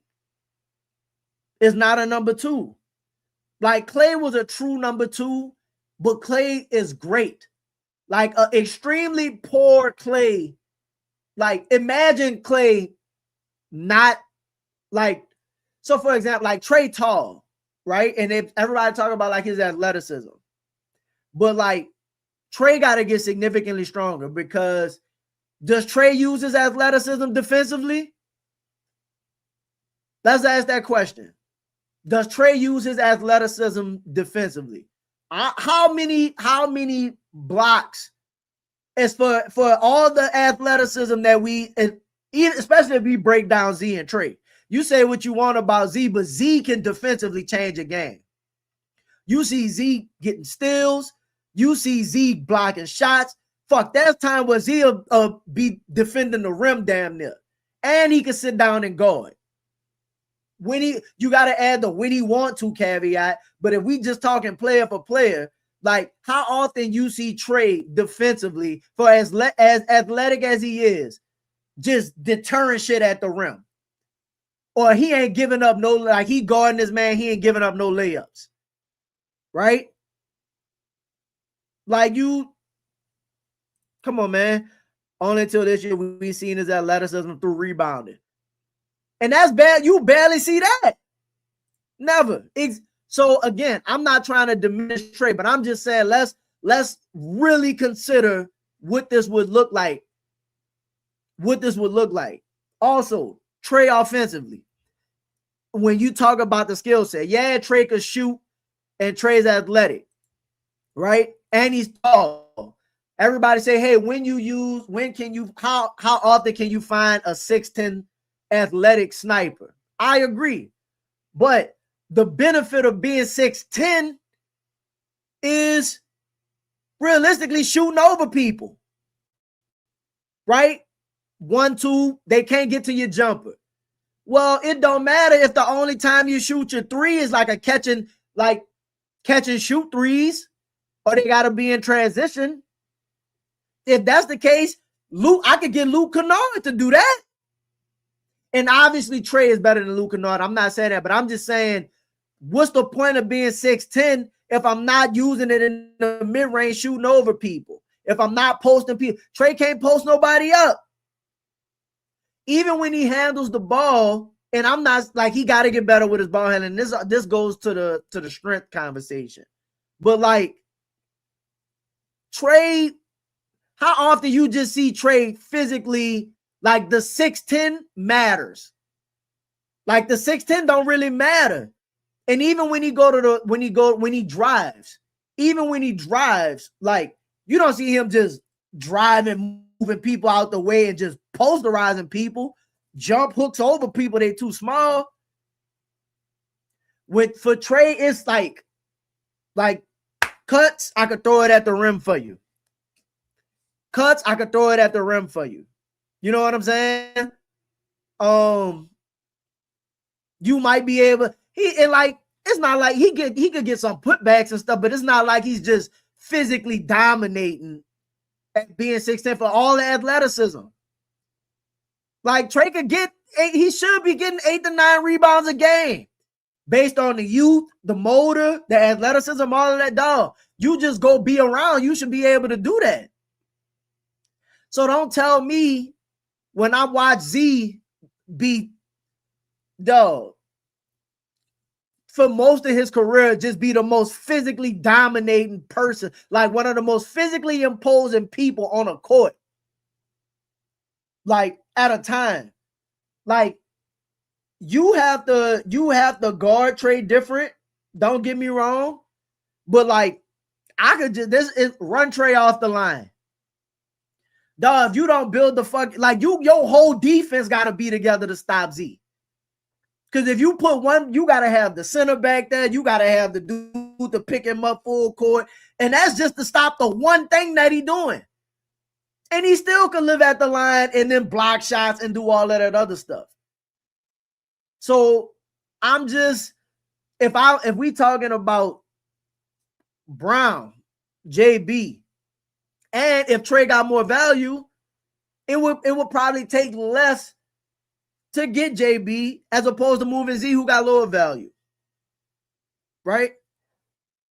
But I feel if I got Jaylen Brown and Zion, I'm closer to being competitive than if I got Jaylen Brown and Trey. Like if Jaylen Brown and Trey Murphy are my two best players, like I need another second best player. Like I need, like, you get what I'm saying? So, like, hold on let me go through some of these. Let me see. If Willie Green never got another coaching job and won a playoff series, that would be because he has Hall of Fame talent. I agree. And then people be mentioning like Clay. It's like, dog, do y'all like? We talk about Trey shooting, and it's not that Trey not a shooter. We really realize how fucking great a shooter Klay Thompson is? Like, that's like, come on, dog. Trey got like mid-range shooter. Like Klay was a mid-range sniper, deep sniper, like one dribble, 1-2 pull-up, and he still got to the rack. Come on, bro. KD does it best because he understands his size, athleticism, advantage with his scoring skill set. Bro, while KD handled the ball, KD really off ball, catch it, pull up, and get KD one of the best, don't get me wrong. But like 1-2 pull up, get to it. I'm not playing around, I'm shooting over you. How often you see Trey just catch it, somebody small, most people smaller than you, and just shoot over the top of them? Never. You got to add that to your game. It's time to be honest about Trey. He's an offensive version of Mikal Bridges. Mikal is a defensive version. Trey is but that's about right. And you see, with respect to Mikal, you see what they saying about Mikal in the Knicks right now. Dog, Mikal wasn't getting no buckets. And we seen, and again, maybe it's not Trey's fault. It is not Trey's fault. And Trey is a better player now. But like if we were in the playoffs, if they were in the playoffs right now, and Trey was the number 2 option, dog, like Brandon couldn't get nothing done. And I think Trey a little bit better than Brandon, but like the physicality that they playing with in these playoffs, bro, you telling me you like Trey as the number 2? So when I put Jaden McDaniels on Trey, listen, that's your matchup all series. You telling me he getting 20? Efficient 20? Stop it, bro. Or when listen, Jaden, we need you to guard. Jaden, you got JB. Anthony Edwards, you got Trey Murphy all series. Let's go. Man, stop this, bro. I'm not, and again, I'm not saying that Trey's not a good player, but Trey has to get better. Trey got to get stronger, but we talking about being a number 2. Number 2, see, like, no, who's still in the, like, Scotty Barnes, I got you all game. Trey, I'm on you all game. Who else? Another fucking what's your boy name, man, for the Spurs? What's your boy name for the Spurs, dog? The guard, Castle. I'm picking you up full. We can't even get the ball across half court. I'm picking you up full court. I'm bumping you at all times. You know what I'm saying? Like you think, y'all think that, and again, Trey got to get better. But if that's your second best player in a playoff situation, regular season should be different. But even in regular season, we see it.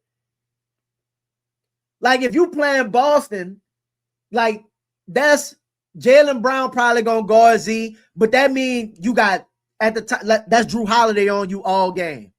That's Derek White all like, oh yeah, anytime you and we studying you. Oh no, matter of fact, even better than that. Now that's Tatum. That's your matchup. That's your matchup. Nothing else. We locked in.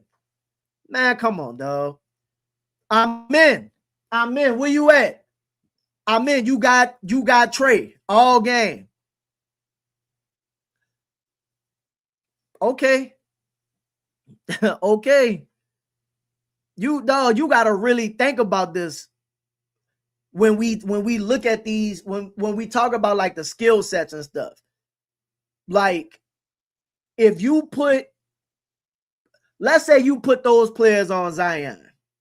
Any player I just named, you put them on Zion as the 2, because Jaylen Brown, you're 1, right? As the second man, Jaylen Brown, you're 1. None of those players can physically, like if you don't build the wall, none of those players can physically stand up to Zion. You just can't. Who big enough, strong enough, athletic enough to stop Z from getting where he won't go? Especially if I got Jaylen Brown as my 1 option. Come on, dog. Think about this. Trey could be a high-value Duncan Robinson, all the ball shooter. Duncan Robinson, 10 is 3-point. Dog, come on.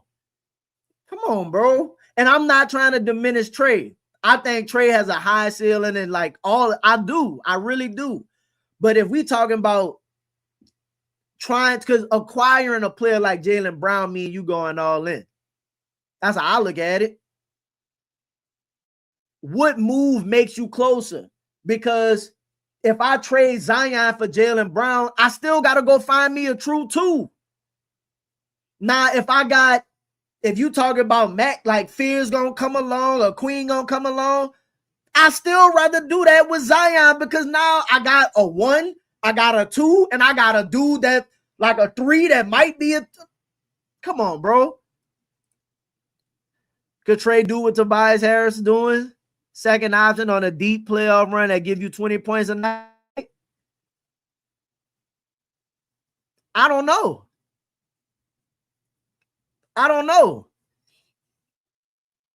Tobias Harris is a strong player. And maybe, I don't want to say he can't, But imagine if Trey had to Tobias wasn't really playing well when they was playing. Tobias wasn't really playing well when they were playing Orlando. It was them last couple games where he like started to come along. He looked better in this series right now because they just way more physical than Cleveland. Is it Cleveland they playing? Who the fuck Cleveland playing right now? Is that who they playing? I think so.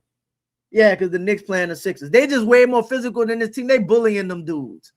But when it was tough, Tobias, like, they was down 3-1 for a reason. Cade had to start getting 40, 30, like 38. Come on, dog. They confusing the defense with size. Bro, this shit not, dog, you got to be strong. You got to be strong, bro. That weak shit ain't, dog, Castle out there. When I was talking about Castle, like, God, bro, do you see the defense that the Spurs are playing, Minnesota playing? Like, Dort, Shade, J-Dub, when he get back, dog, they moving people, bro. Trey shouldn't be handling the ball at all, though. Getting off the court is on your point guard. I'm saying you the second best player on the team. I damn near need you to be able to do whatever. In the Orlando versus Detroit, Paolo was bringing the ball down court. Paolo, I got it. Physical. That shit different, bro. Houston was supposed to have Cal. They fumbled the pick and took Reed. Tripping. You imagine Castle on that team with Amen? Lord. Need a coach that's going to run some sets for Trey. Listen, I'm not saying that that's not the case. Yeah, you need a coach that's going to run some offense. But at the same time, like, this is where I ain't going to lie. Willie Green was not a good coach. But as I go back and, like, as I'm watching playoffs and stuff and, like, really watching it, a lot of what Willie Green said was right. When he was just like, yo, these dudes soft. Like, he was calling them soft all the time. And he's not wrong. They get bullied a lot. Joe Dumars was like, none of that, we got to get strong. Like, they get bullied a lot, bro. Fourth quarter come, you can't get the ball. You can't make passes. You can't inbound. You can't keep nobody off the boards. That's why Sadiq Bey looks so damn good. Why? Because he's strong. He immediately becomes the starter. That's crazy. If we trade for Brown, it's going to have to trade because they're not going to want Z. I don't want to give him Z. If it's me, the ideal thing is you just hope, you pray. This won't happen. But like what I would do, and me and Chad's going to do a show on this, but what I would do, you offer him everything but Z, Trey, and Fizz. You can have everything else, anything else. You can have Queen. You can have all the picks, all of that. And we'll figure everything else out from there. Whatever we got left over, if it's fucking Sadiq Bey and Bryce McGowns and Poole or whoever the fuck we got left over, we're going to figure it out from there. But if I could do that and keep, you won't because you got to trade something amazing to get a player like Jaylen Brown. But like, if you was able to do it and somehow keep Trey Z and Fizz, you in your window. You in your window. You got to go make it happen. Jaden Ivey done, dog. Jaden Ivey done. Physically, I think he done. Tobias in the contract yet. I don't believe none of this. I agree. I don't believe Tobias good for this. Showing up a little bit, go ahead and get paid. But they about to walk. I think they about to walk through this series, dog. They're physically imposing. Which is why I done kind of like turned away from Jared Allen. Like Jared Allen in the regular season, which we need regular season people right now. So in the regular season, you might be thinking a certain, you know what I mean? You might be thinking a certain time. But if you could get physicality, like a physical team, to play in the regular season, physical, you'll make the playoffs. You'll make the playoffs almost every time because most of the teams are soft. Or they don't play that style consistently. Right? Like you'll just, the main thing Detroit did is they just started playing physical defense. Like, again, Cade became great. Don't get me wrong, Cade became great. But all they really did was turn up the defense. They just got overly aggressive defensively. And you immediately saw that's what Houston did. The year when Houston got good before they got KD, right? Last year there was the second seed. The year before that, when they started turning it around, it was all defense. Them dudes was at you, picking up full court, bullying, getting steals, blocks, fouls, we don't care. And then the league allows you to play that style. Oh, we can win doing this. Okay, boom, that translates, you win. Our team is weak defensively. I ain't gonna lie, I'll take 5 players that can dribble, pass, and shoot over one dude that's driving left all day, even if it's hard to stop. Okay, what do those 5 players look like, though? What do those 5 players look like? And if that one dude driving left is giving you Shaq numbers, like, dog, again, Z, like, if you put Z got to get, hold on, let me be clear too. Z got to get better. Z got to get better. I'm talking about trade. Z game has to get better. I think this is the last year for Z too. But even if Z don't get better, if you take Z at face value for what he is, if you take Z for what he is at face value and be like, all right, look, I got a dude that's 20. I don't know. I don't want to give him his best numbers, right? Because his best numbers is like 27, 9, and 6 type shit, which is what he was doing before he got hurt, right? But if consistently Z on cruise control is 21, 5, and 5, but still one of the most physically imposing people, you can still work around that. Your other players got to be better, though. Like, everybody else got to be better. Like, Herb can't be one of the most, like, if that's going to be the case, Herb can't be the worst offensive player. Like you can't be playing 4-on-5. You got to have true threats. That's truly the problem. Like, think about it. You said 5 players that could dribble, pass, and shoot. Okay, Herb is terrible offensively. So you got Z limitations, Herb terrible offensively. Like, who else you got out there offensively? Queen? You want to talk about Queen? Queen, like, don't really shoot yet. Don't really score. Like, he can score, but don't really score efficiently yet. He not stronger than nobody yet. Like, so where your advantage is coming from? DeJounte, the roster need work. And then you still got a guard. We can't guard nobody. Dog. That fucking Herb for Cam Johnson. They better not call me about Herb for Cam Johnson. Herb for Cam Johnson in the pick, unless I've got Jaylen Brown on his way and y'all need Herb for some salary. That shit done, bro. That's done. Oh, he got to go to the bench. I'm just, when you look at it from the team got a lot of work to do.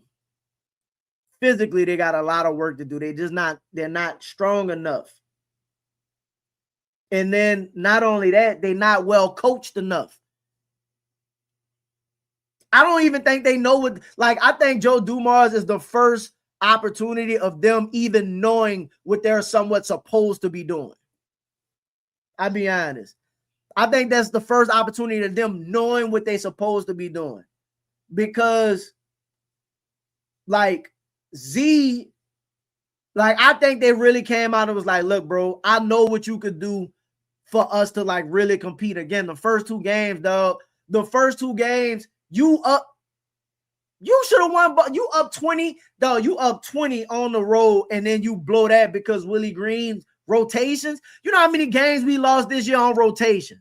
I'm being dead ass serious. You know, Willie Green and Borrego. Do you know how many games that this team lost based on rotations? I haven't even like some point soon. I'm about to be ready to be finished with school. Like some point soon, I'm about to start my rewatch. When I rewatch all of these damn games, y'all be thinking I'm playing. I really go back and I watch like every game that's played. And like I'll be able to tell you rotation wise how many games we got. Though Zion sitting till 2 minutes left in the game. Zion sitting till 3 minutes left in the game. Trey Murphy not getting.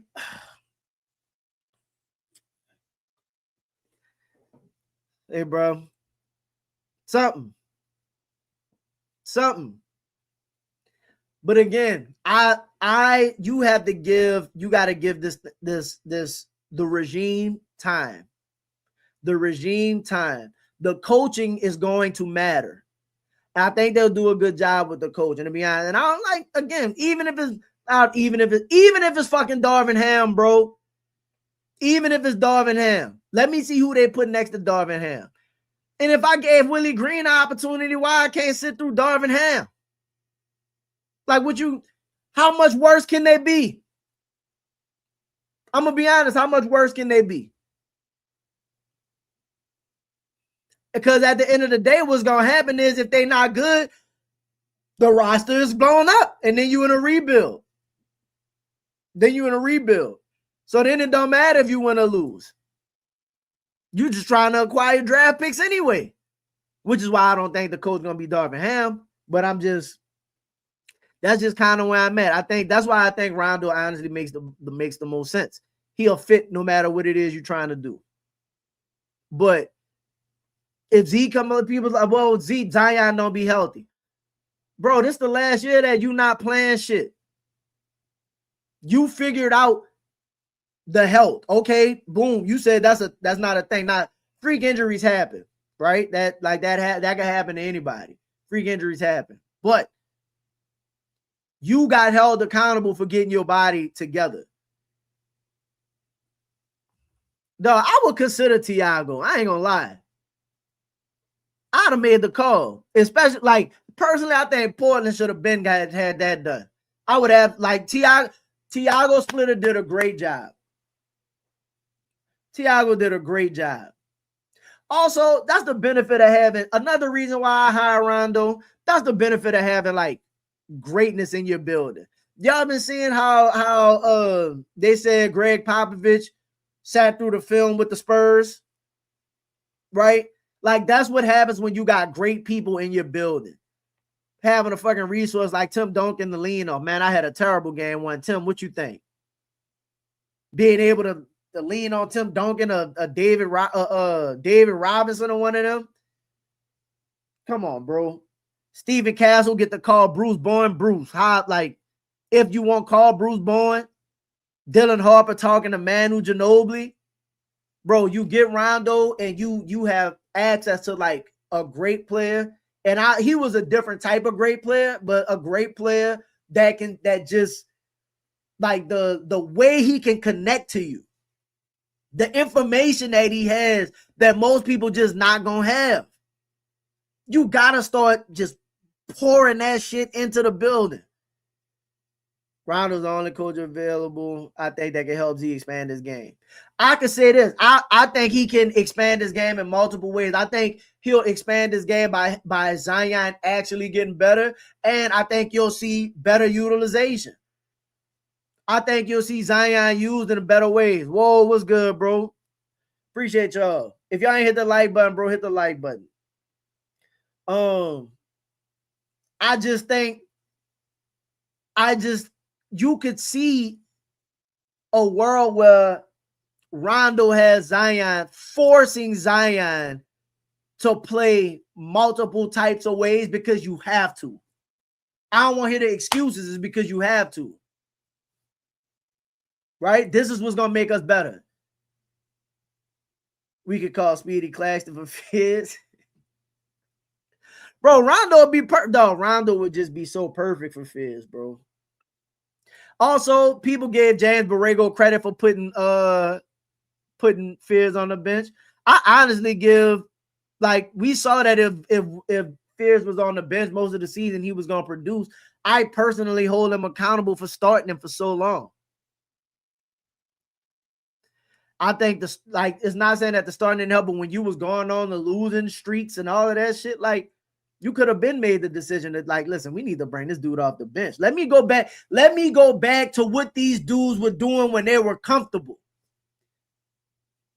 Right? Like you was trying to change it, but like maybe some of what Willie was trying, like maybe you just make around the edge moves, like like start a big. Start a big. People start no bigs when you small. You can't rely on that, bro. You can't rely on it. I don't know, dog. Man, I say all that to say I think the Rondo decision come tomorrow. I think the decision is made tomorrow. It'd be nice to get that announcement today. I'll be right back. I'll be right back with a show. You heard me straight up. But that's just it. We gonna keep up with these playoffs, and how all of that's affecting what's going on. But as you watch, bro, I'm serious. When you watch these playoff games and you watch the level of physicality, again, it's only the second round. It's only the second round. You see Harden great in the regular season. Harden struggling. When we got healthy and Borrego started Herb at center, I was past that. Come on, bro. Why? You got five big men. You got five big men, and you're gonna start not just small, one of the skinniest dudes on the roster at the center position. And especially, and then he not shooting well. It'd be different if he was like actually hitting the three. This team need Al Horford. Fuck. We need Al Horford, bro. Can we get Al Horford? I don't think so. Z is so prolific. He was coin point Zion. B.I. should have been traded. Put Zion at the three, out of position, and that's the issue. I agree. I 1000% agree. You should have listened. After not the Sun series, the year after that, when you lost in the play-in to who did we lose to? We lost to OKC. Herb had a great game that game, but we lost to OKC that game, I think, in the play-in. And I don't know if that officially eliminated us, maybe, or maybe it was Minnesota. Maybe Minnesota eliminated us, but that year is the year you come out and say, and that was the year before the 49 win season. But that's the year because Zion came back that following year and gave you 70 games. You got to trade Brandon. To me, you trade Brandon that year because it had been too many seasons of we don't know. Well, you knew Zion was, because Zion the one who had you at the 1 seed. And if you don't know if they could play together, it's time to fucking decide. It's time to decide. And Brandon was at max value. That moment, Brandon was at, well, he was really at max value after the Sun series, but you couldn't do it then. I understand that. The year after that, when they won, 42 games? They was 42-40. They lost in the play-in. That year, going into the year that they had the 49 wins, I go all in on Z. Z, listen, this is your team. That's really the problem, too. This last season was the first season that they came in and actually like, all right, Z is your team now. Last year was the first year of that. I kind of want to see what it looked like another year of, hey, bro, this is the second year that's actually your team. Like, let's see what that looked like. So, I don't know. Listen, I am not of the trade Trey Murphy mindset. I'm not saying that. because I'm at the point where if we got to trade Trey or we trading Z, depending on who the player is, it might just be time to reset. I don't want to. I'd rather us acquire talent than getting rid of it. That's just my opinion. But Trey got like so much value right now that like if they offered me Ace Bailey and like a top pick, let's say the Jazz got a top pick. Let's say the Jazz ended up with like number 4 in the draft. And it was like, look, because you know the Jazz kind of getting ready to compete. And they say, here go Ace Bailey in number 4. Let me get Trey Murphy. I'm doing it. I'm doing it. I might have to revisit and think about it, but like, unless Trace just takes like major steps, how soon do you think Ace Bailey can be as good as Trey Murphy? Like, how long do you think would that take? He knew Herb was better than Sadiq, but he didn't. Herb wasn't better than Sadiq, but didn't have another best. And that's why he can't be the guy. That's why he can't be the guy. Because you can't say in one sentence, I'm willing to make the tough decision and not play Jordan Poole, but I'm not willing to make the tough decision and not, I ain't gonna say not play Herb, but like bench him when he playing awful offensively. Oh, he does so much for us defensively. But like, even if you got, and this is the thing, people was like, yeah, they got better. They were top in the league in this, and they were top in the league in that, and they were good at this, and they were good in that. And it's like, okay, so their offense picked up, the defense picked up, the losing stayed consistently. The losing stayed consistent based off what it was you were expected to do. First off, the losing was still bad. And then in the games that mattered against the good teams, not even the fucking good teams, because the good teams you was taking L's. Like all the good teams you was taking L's. But if it was an average team, it was that. You was losing the teams that wasn't even trying to win. So like, yeah, the numbers in the grand scheme might look better, but when we sit there and watch the product and what happened, you had maybe 2 or 3 good stretches this season. You had the 5-game stretch, and then you had that stretch when they played them bad teams at the end of the season, and in both of those stretches, they played bad teams. Both of them, they played bad teams. They competed, yes. But like, sitting Jordan Poole didn't help. It helped you do what? Just having Zion and Trey on the court is going to help you offensively at the end of the day. They barely was using a big man, though. And then we getting dominated on the boards. You say you got to improve rebounding, but we don't ever play no bigs. And even the bigs you do play, they come on, man. I'll give Zion till this trade deadline to show me an improved skill set. That's fair. That's fair. Or be fucking dominant. That's my thing. If you're not gonna have a amazing skill set, right? Like if you're not gonna be able to do multiple things, then I need Zion that was 20, that's fucking 27, 8 and 6 with the 3 steals and blocks and all of that. Like if you ain't gonna shoot the 3, I need you to be like just truly unstoppable. You can't not shoot the ball and then not also be dominant. So get your health together, but give me the dude that's like that look like he look against Minnesota. Give me that dude. Ace and number 4 for Trey. I'll take either. So if they offer both, I'm taking it. Hanging up and blocking their number. Dog. Yeah, watch Ace Bailey in like 2 years, bro. Seal him. And I'm not saying Trey not good. I'm not even saying Trey not gonna get better.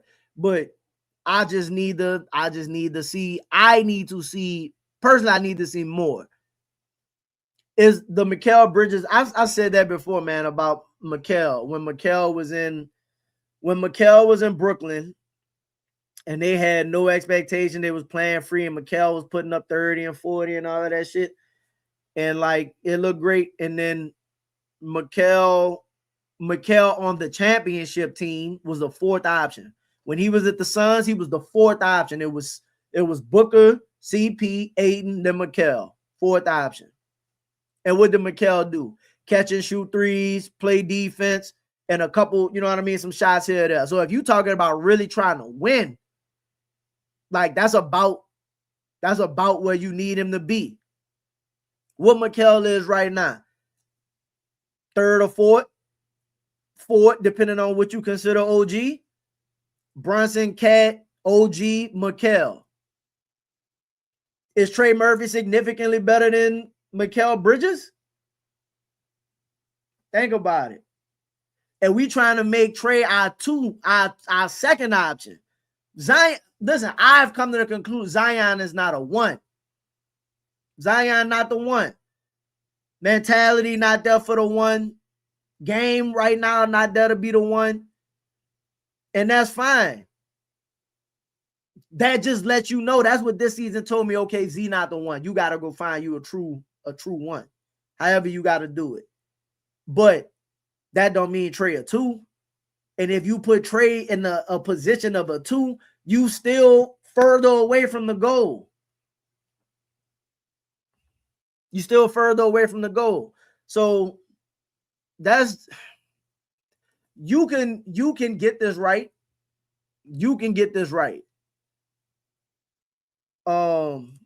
That's fair. Never been a one.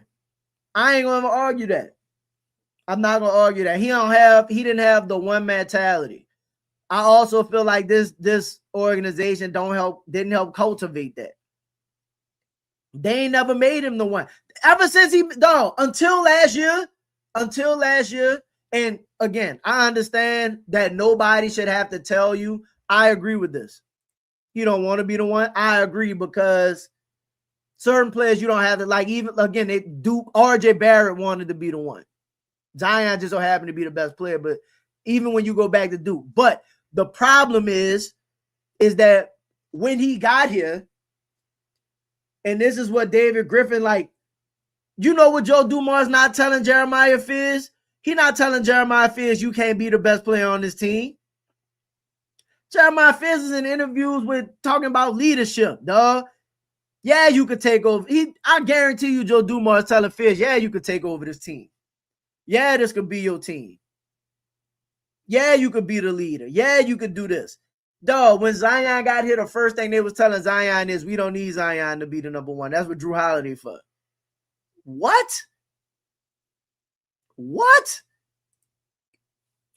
What you think of Phil starting at the two, and when Murray is out, he plays the point as a developing point guard at the first down the line? I don't mind. So like, I don't mind trading for Ja, right? If I believe in trading for Ja, I kind of want to put both of them on the court at the same time anyway. I just want to have the fucking chaos of two dudes that's like faster, like athletic, like just I don't mind it. I don't mind it. Being able to have two people that can play make like that. A lot of people are gonna talk about the shooting, but you're gonna have straight chaos from like, dog, imagine trying to guard that. And for all they said, listen, bro, and that's the shit that I be talking about when people talk about Ja. Ja was in the playoffs performing at an elite level. At an elite level, Ja done took a step back. Step back compared to who on this team? To where you don't want Ja. Come on, bro. We watching Ja Morant battle fucking Steph Curry. Come on. A young ant, eliminating them out the play. Dog, Ja, before he got hurt, remember the season, not the season that just passed, the season before, Willie 21 win season, when Memphis made the playoffs as the 8 seed, and they was whooping, they was down 3-0, but they was whooping OKC ass. before Ja went down. He said, I'm mad because we figured him out. Ja was out there going crazy. You telling me you don't want that dude for DeJounte Murray? Come on, bro. Come on. What are we? I don't know what we're doing here. I don't even know what we're discussing. But yes, I would play Fizz. I would play Fizz at the 2.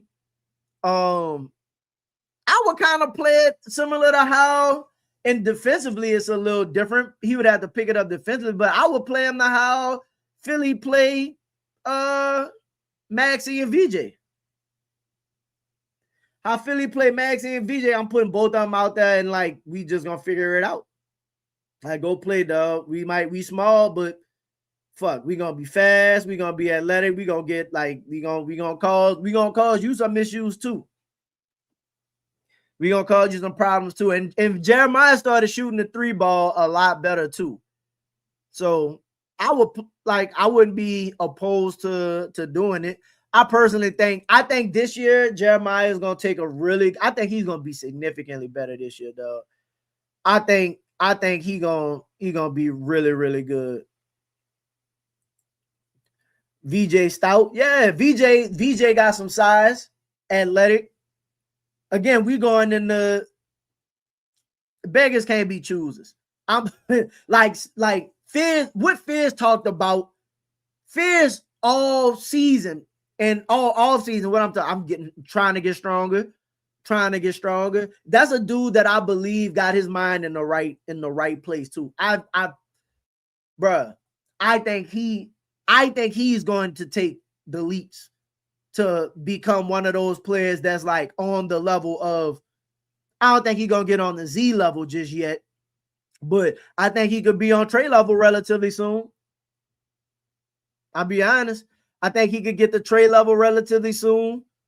I wouldn't be surprised if he could get the Z level in another season or 2, depending on what Z look like. Though you need, like, the thing about Ja got like the confidence, the arrogance that you need to be a 1 in the league. Who Fizz? He not better than Trey right now. But give it year 2, that shit gonna look. I think year 2, like this is that's a great example of it. That's a great example of what I'm talking about, right? Like Trey, for all of Trey's ability, and you need players, you need a Trey Murphy, right?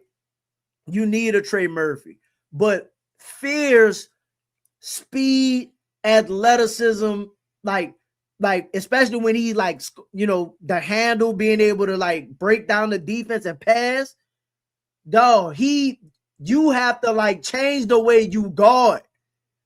Like he really could just fast enough to just destroy your defense, right? And like there's nothing you really can do about that, because he's just faster than everybody. And that he's more like, when he gets stronger and start like getting, you see he already bumping people finishing at the rim. See when he's strong enough to bump like the bigger players, and you see how Maxey fast enough to where like he just passed everybody. See when Fizz get that with the strength, like that's a leap that if Trey don't get stronger, I don't think Trey can necessarily make. And not even about Trey getting stronger, but Trey's gift is the height with the athleticism and stuff. You gotta start getting your 1-2 pull up on. These dudes are small. Shoot over them. Get strong enough to get to your spot, get the ball, and be able to score consistently. Not having to be dependent on either the 3 ball or, you know, a cut to the rim, and I gotta hope I'm strong enough to finish. Get some shit that's in your control, right? Like, yeah, you improve the handle, but the handle don't really create, like, you got the step back, but like you still stepping back for the 3. That's a hard shot. Dog, you see Ant when Ant in that triple threat and just you gotta respect it. Or I could pull up, or I could 1-2 get right there, pull up. Like Ant got the no wasted motion buckets. Boom, I'm strong enough. 1-2 bump, spin, fade, cash. Like, dog, get you some mid-range. Like you, and it ain't gotta be crazy. Dog, Clay did not have an expansive like back, bro. To score 60 something on no dribbles, that's elite shooting.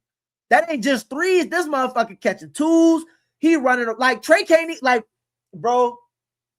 Trey don't even have the like, you know how Steph is an off ball. Like we can't even really run Trey like a off ball motion offense. Like, just be like, all right, boom. Could you imagine if you could use Trey how Clay was in that way? Where you could really, you know what I mean? Put him on his Rip Hamilton? No. Gotta get better in a bunch of ways. Of course. Bro, imagine Ja gonna have everybody, like, especially Z, turned up. And I think the reason, for example, JB right now is a one for sure, size, all of that. I don't think you could get that player. You can get fucking Ja Morant right now. You could get Ja for whatever you say about Ja. When they put out, I'd have to go back and double check and look as far as like the most overrated players. I don't remember seeing Ja Morant on the most overrated player list. I do not remember seeing Ja Morant on that list. Hold on. 2026 NBA.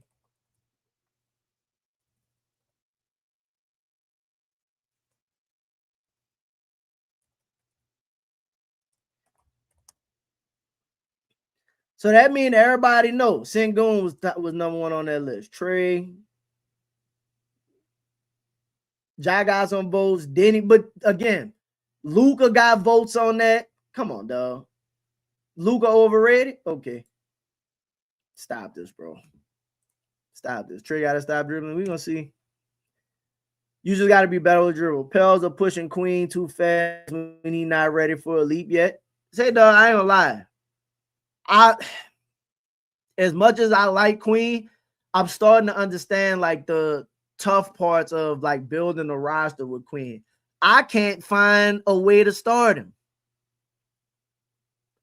Like because if he don't play the 5, and like you got to get way stronger to play the 5 and rebound. Yeah.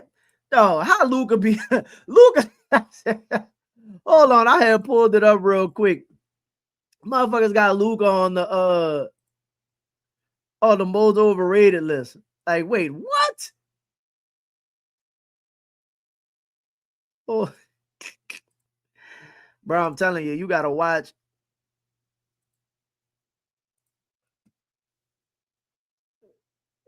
Where is it?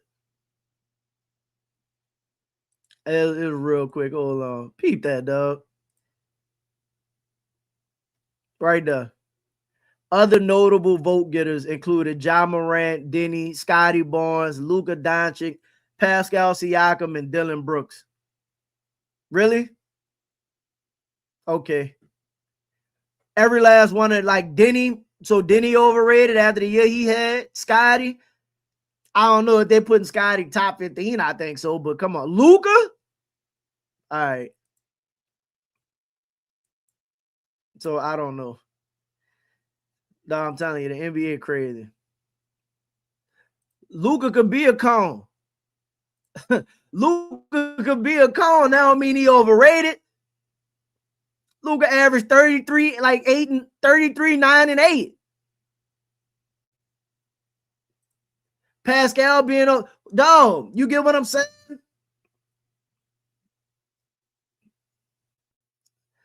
Bro, I don't understand. If Queen come back strong with more range on his jumpers, I ain't out of here. I think he got to do more. And again, I don't want to get rid of talent. I want to accumulate as much talent as possible and get a coach that can figure out how to use it. Personally, I think I think right now you just give Queen his second unit.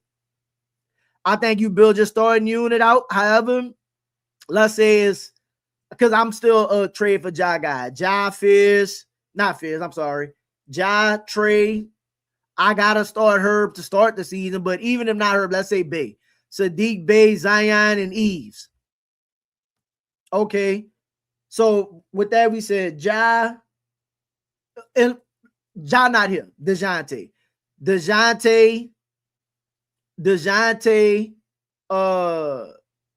is that? DeJounte, Trey, Sadiq Bay, Zion, and Eves. And then your bench, you're talking about as of right now, based off the roster. Fierce, Poole, Herb, Queen, and fucking Carlo. Right? Like if you gave a second unit, like if you played the roster that way, you could probably do something. You could probably make something shake because the roster is more balanced being played that way. Not when you playing Sadiq Bay and Herb. You're too small. You know what I'm saying? Like, or Queen don't have nobody else that could create and or score or shoot. So I don't know. Luka Cone, Pascal, man. Cam Thomas could get 30 with Luka Green light. Cam could get 30 regardless. But that don't mean they're gonna impact the game that way. Though Luka is one of those, like, you put Lou Dort on Cam, and that's probably wraps. It's probably curtains. You put Lou Dort on Luka, and you still need help. Send another one. Oh, wait, send another one. How I know? Because we seen it. We seen Luka get them out of here. Come on, dog. Y'all got to stop being disrespectful. Luka really one of them ones. Like he when Ant was going crazy and it was, oh yeah, Minnesota to the finals. Luka put that shit away in the first quarter. I'm better than him. And that's not to say that Luka don't have his flaws. All players have flaws. All players have flaws. But Luka overrated is crazy. So, I don't know. Man, I appreciate y'all, dog. This is fun. I just had one of those.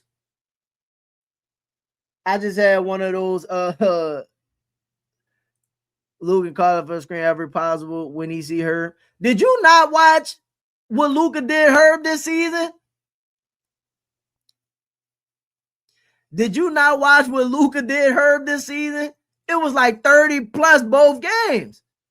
Whenever he decided to step back, jump. No, Herb defensively this year is not something to be proud of. Herb was getting fucking bust up this season. I think he had maybe 2 or 3 good games, in my opinion. 2 or 3 good games. Like the second half of the Houston game, I think he did decent in the Golden State game, but I can't even say that. Fucking let Moses Moody go for 30. Well, he was at when Peyton Watson was getting 35. Football season gonna be fun. DQ development is the second team. That's what I would do. I would just let him. I would put him on the second team and let him just run the second team. This your unit.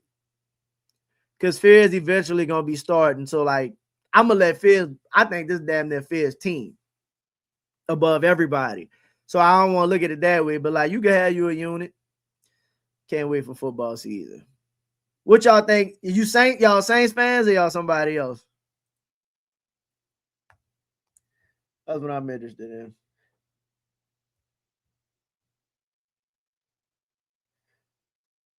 Trailblazers officially say they're unlikely to hire Tiago Splitter. That's crazy. That's crazy. Especially depending on. See, that's a situation right there where who that's okay. Tiago not being retained is insane based off of what it is they did. It's looking as if the main candidates are Steve Hetzel and Darvin Ham. Only need to take a break. There's no mention around us. Who wrote this? Who wrote this? Yeah, blah, blah, blah, blah.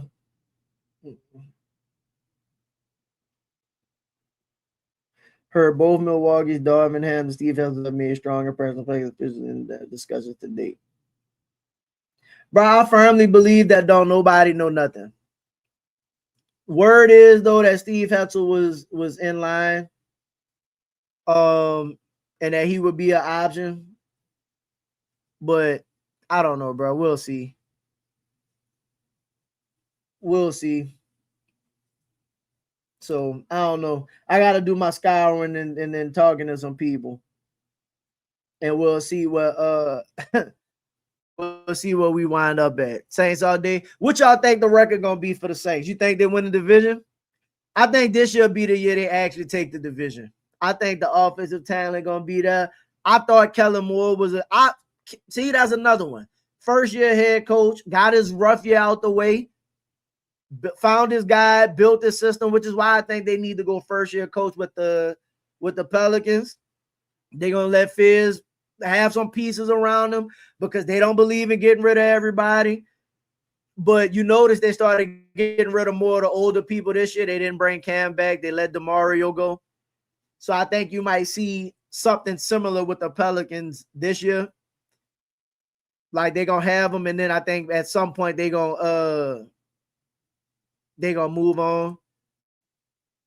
Collins kept calling switch defenses, took her superpowers. You the head coach. Who fault is that? I'm glad all of them gone. I'm glad all of them gone.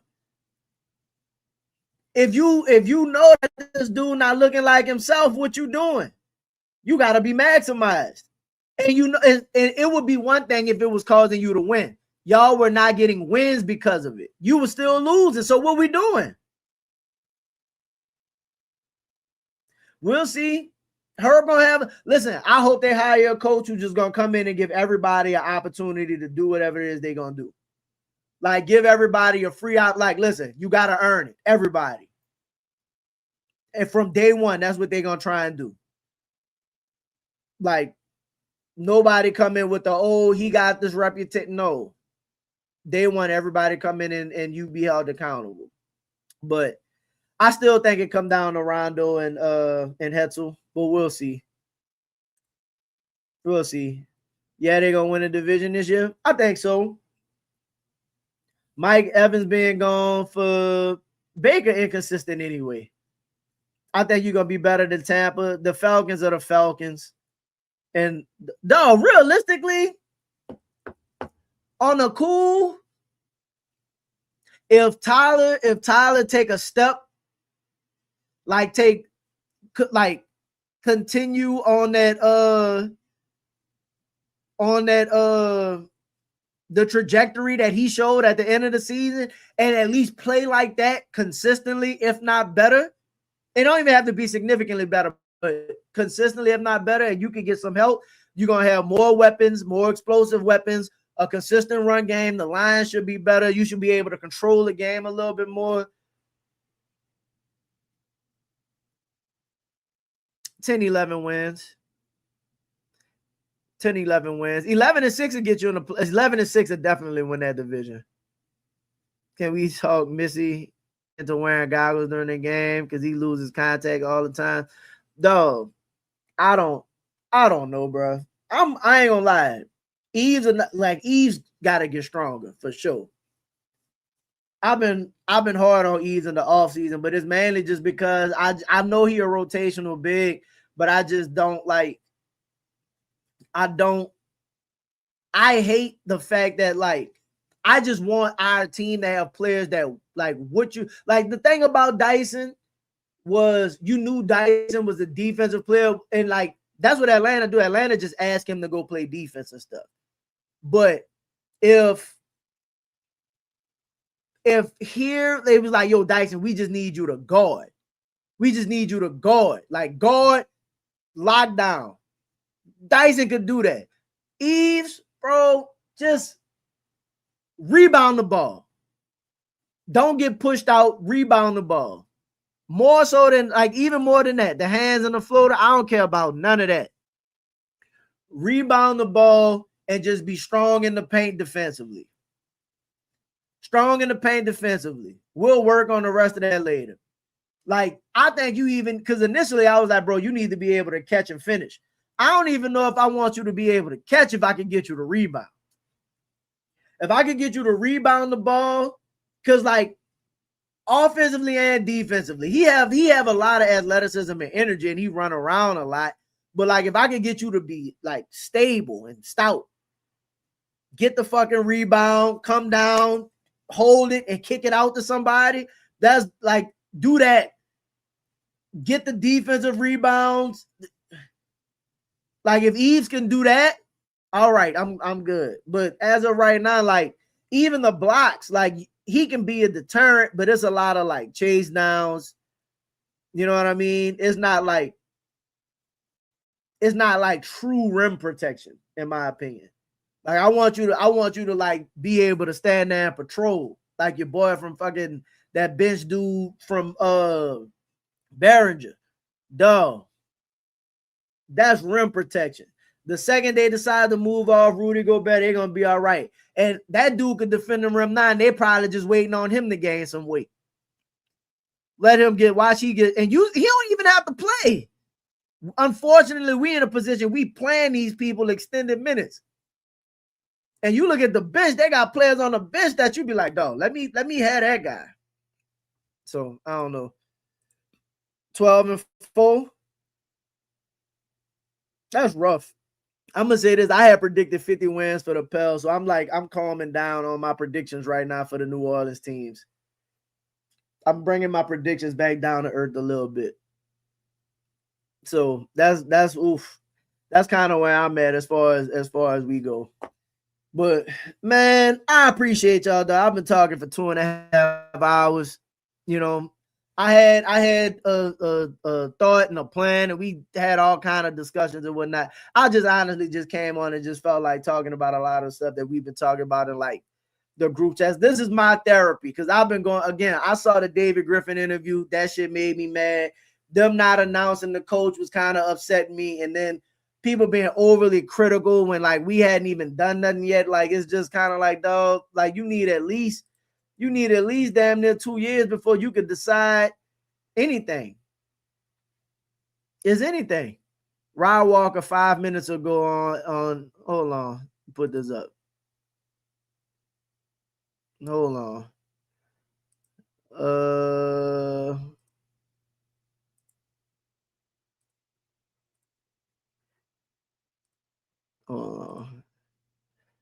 Ryan Walker 5 minutes ago said he think I don't have no updates on the Pelicans job. I still think it's, and this is in his order, Mosley, Hetzel, Rondo.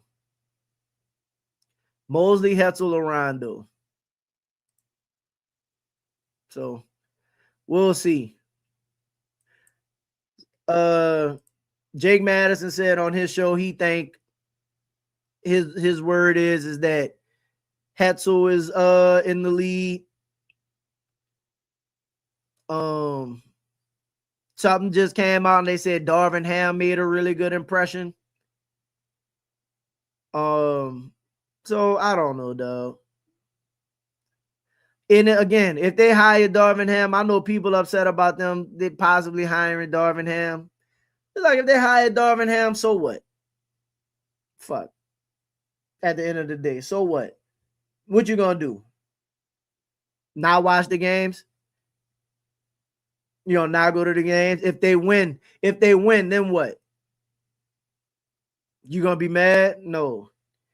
So, and even if they do hire Darvin, guess what? If Darvin don't do well, they're gonna reboot anyway. And then whoever your good coach is you're gonna have to wait. Joe Dumars don't have no issues with firing coaches. He done fired a bunch of coaches. He hired Rick Carlisle. Rick Carlisle had 50 wins back-to-back 50-win seasons, got fired. And then on the backside of that, he was firing people left and right in Detroit. So even if you hire Darvin, or whoever you hire, it don't matter. This shit don't matter. Your players got to play. So I just want to see what the staff is. Even if you hire Darvin, what's the staff? And I believe in giving people second chances. So I'm gonna close with that one, though. I appreciate y'all for tapping in, man. Hit the like button. You know what I mean? Whatever it is, if that's your team, you're going to support them regardless, right? And if you're not going to support them, that's cool. If you're not going to support them, that's cool. If you want to bitch and complain, that's cool too. We all got ways that we got to deal with our grief and our stress and our frustrations. So whichever is your way, I'm not going to tell you how to feel about it. I'm not going to tell you what to say about it. Go ahead and do your thing. All I'm saying is that if it's me, no matter who they hire, of course I got somebody that I would prefer, but I'm going to wait and see. How about Kurt, the strength coach? Will players buy in and getting stronger in the fourth quarter?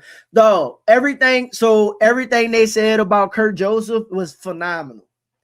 Everything they said about Kurt Joseph was phenomenal. I did a little, like I read the articles and everything they talked about Kurt Joseph. They say Kurt was like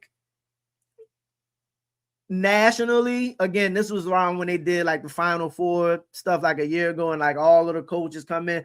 Kurt was one of 6 people to be able to speak and kind of talk about strength and mobility and all of the things that it goes into, like the physical fitness and whatnot.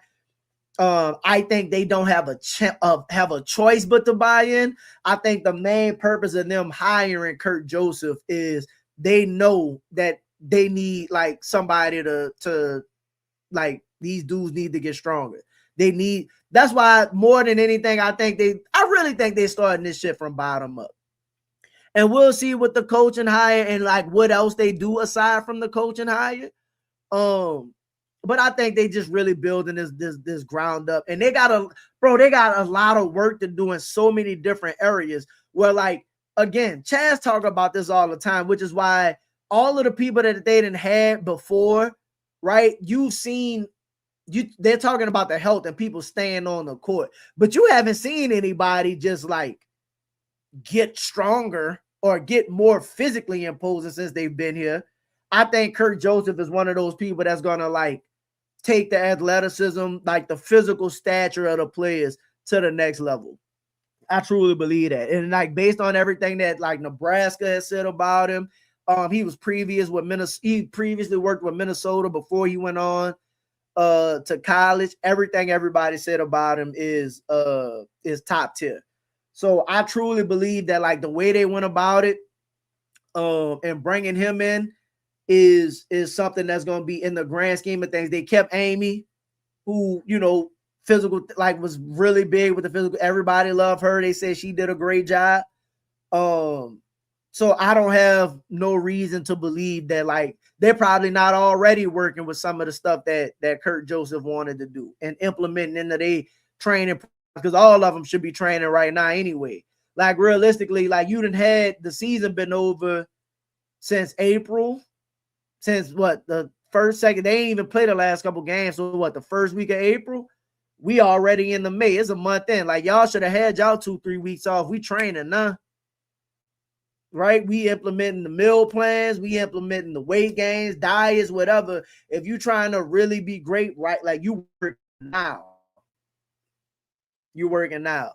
And I think Kurt Joseph, they probably gonna hire their coach, call everybody in, and then give them their plans of what they need, and then go from there. So that's just where I'm at. So I think the Kurt Joseph hire was a really good hire. But again, man, that's gonna do it for me. I appreciate y'all tapping in. Hit that like button, subscribe if you haven't. I'll probably do another show with Chaz later tonight, man. We're gonna get into some fun trade ideas and some ways to revamp this team. And even if let's say Darvin Ham is the guy, like, can we put together a team that even Darvin Ham could win with? Because while people say, think about this for a second, I'll leave you with this. Let's say you hire Darvin Ham, right? And people say, well, they had AD and LeBron.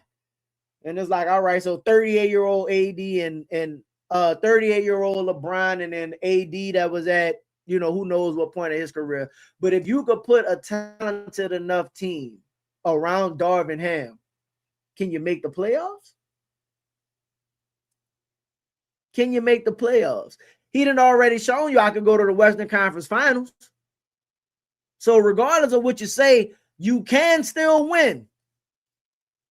Right? The knock against Darvin Ham isn't can you win, is well, look who we had. It's like, all right, so if we give you some players, what is it gonna look like? That's where I'm at.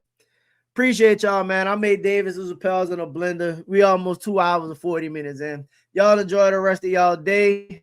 I'm out. Peace.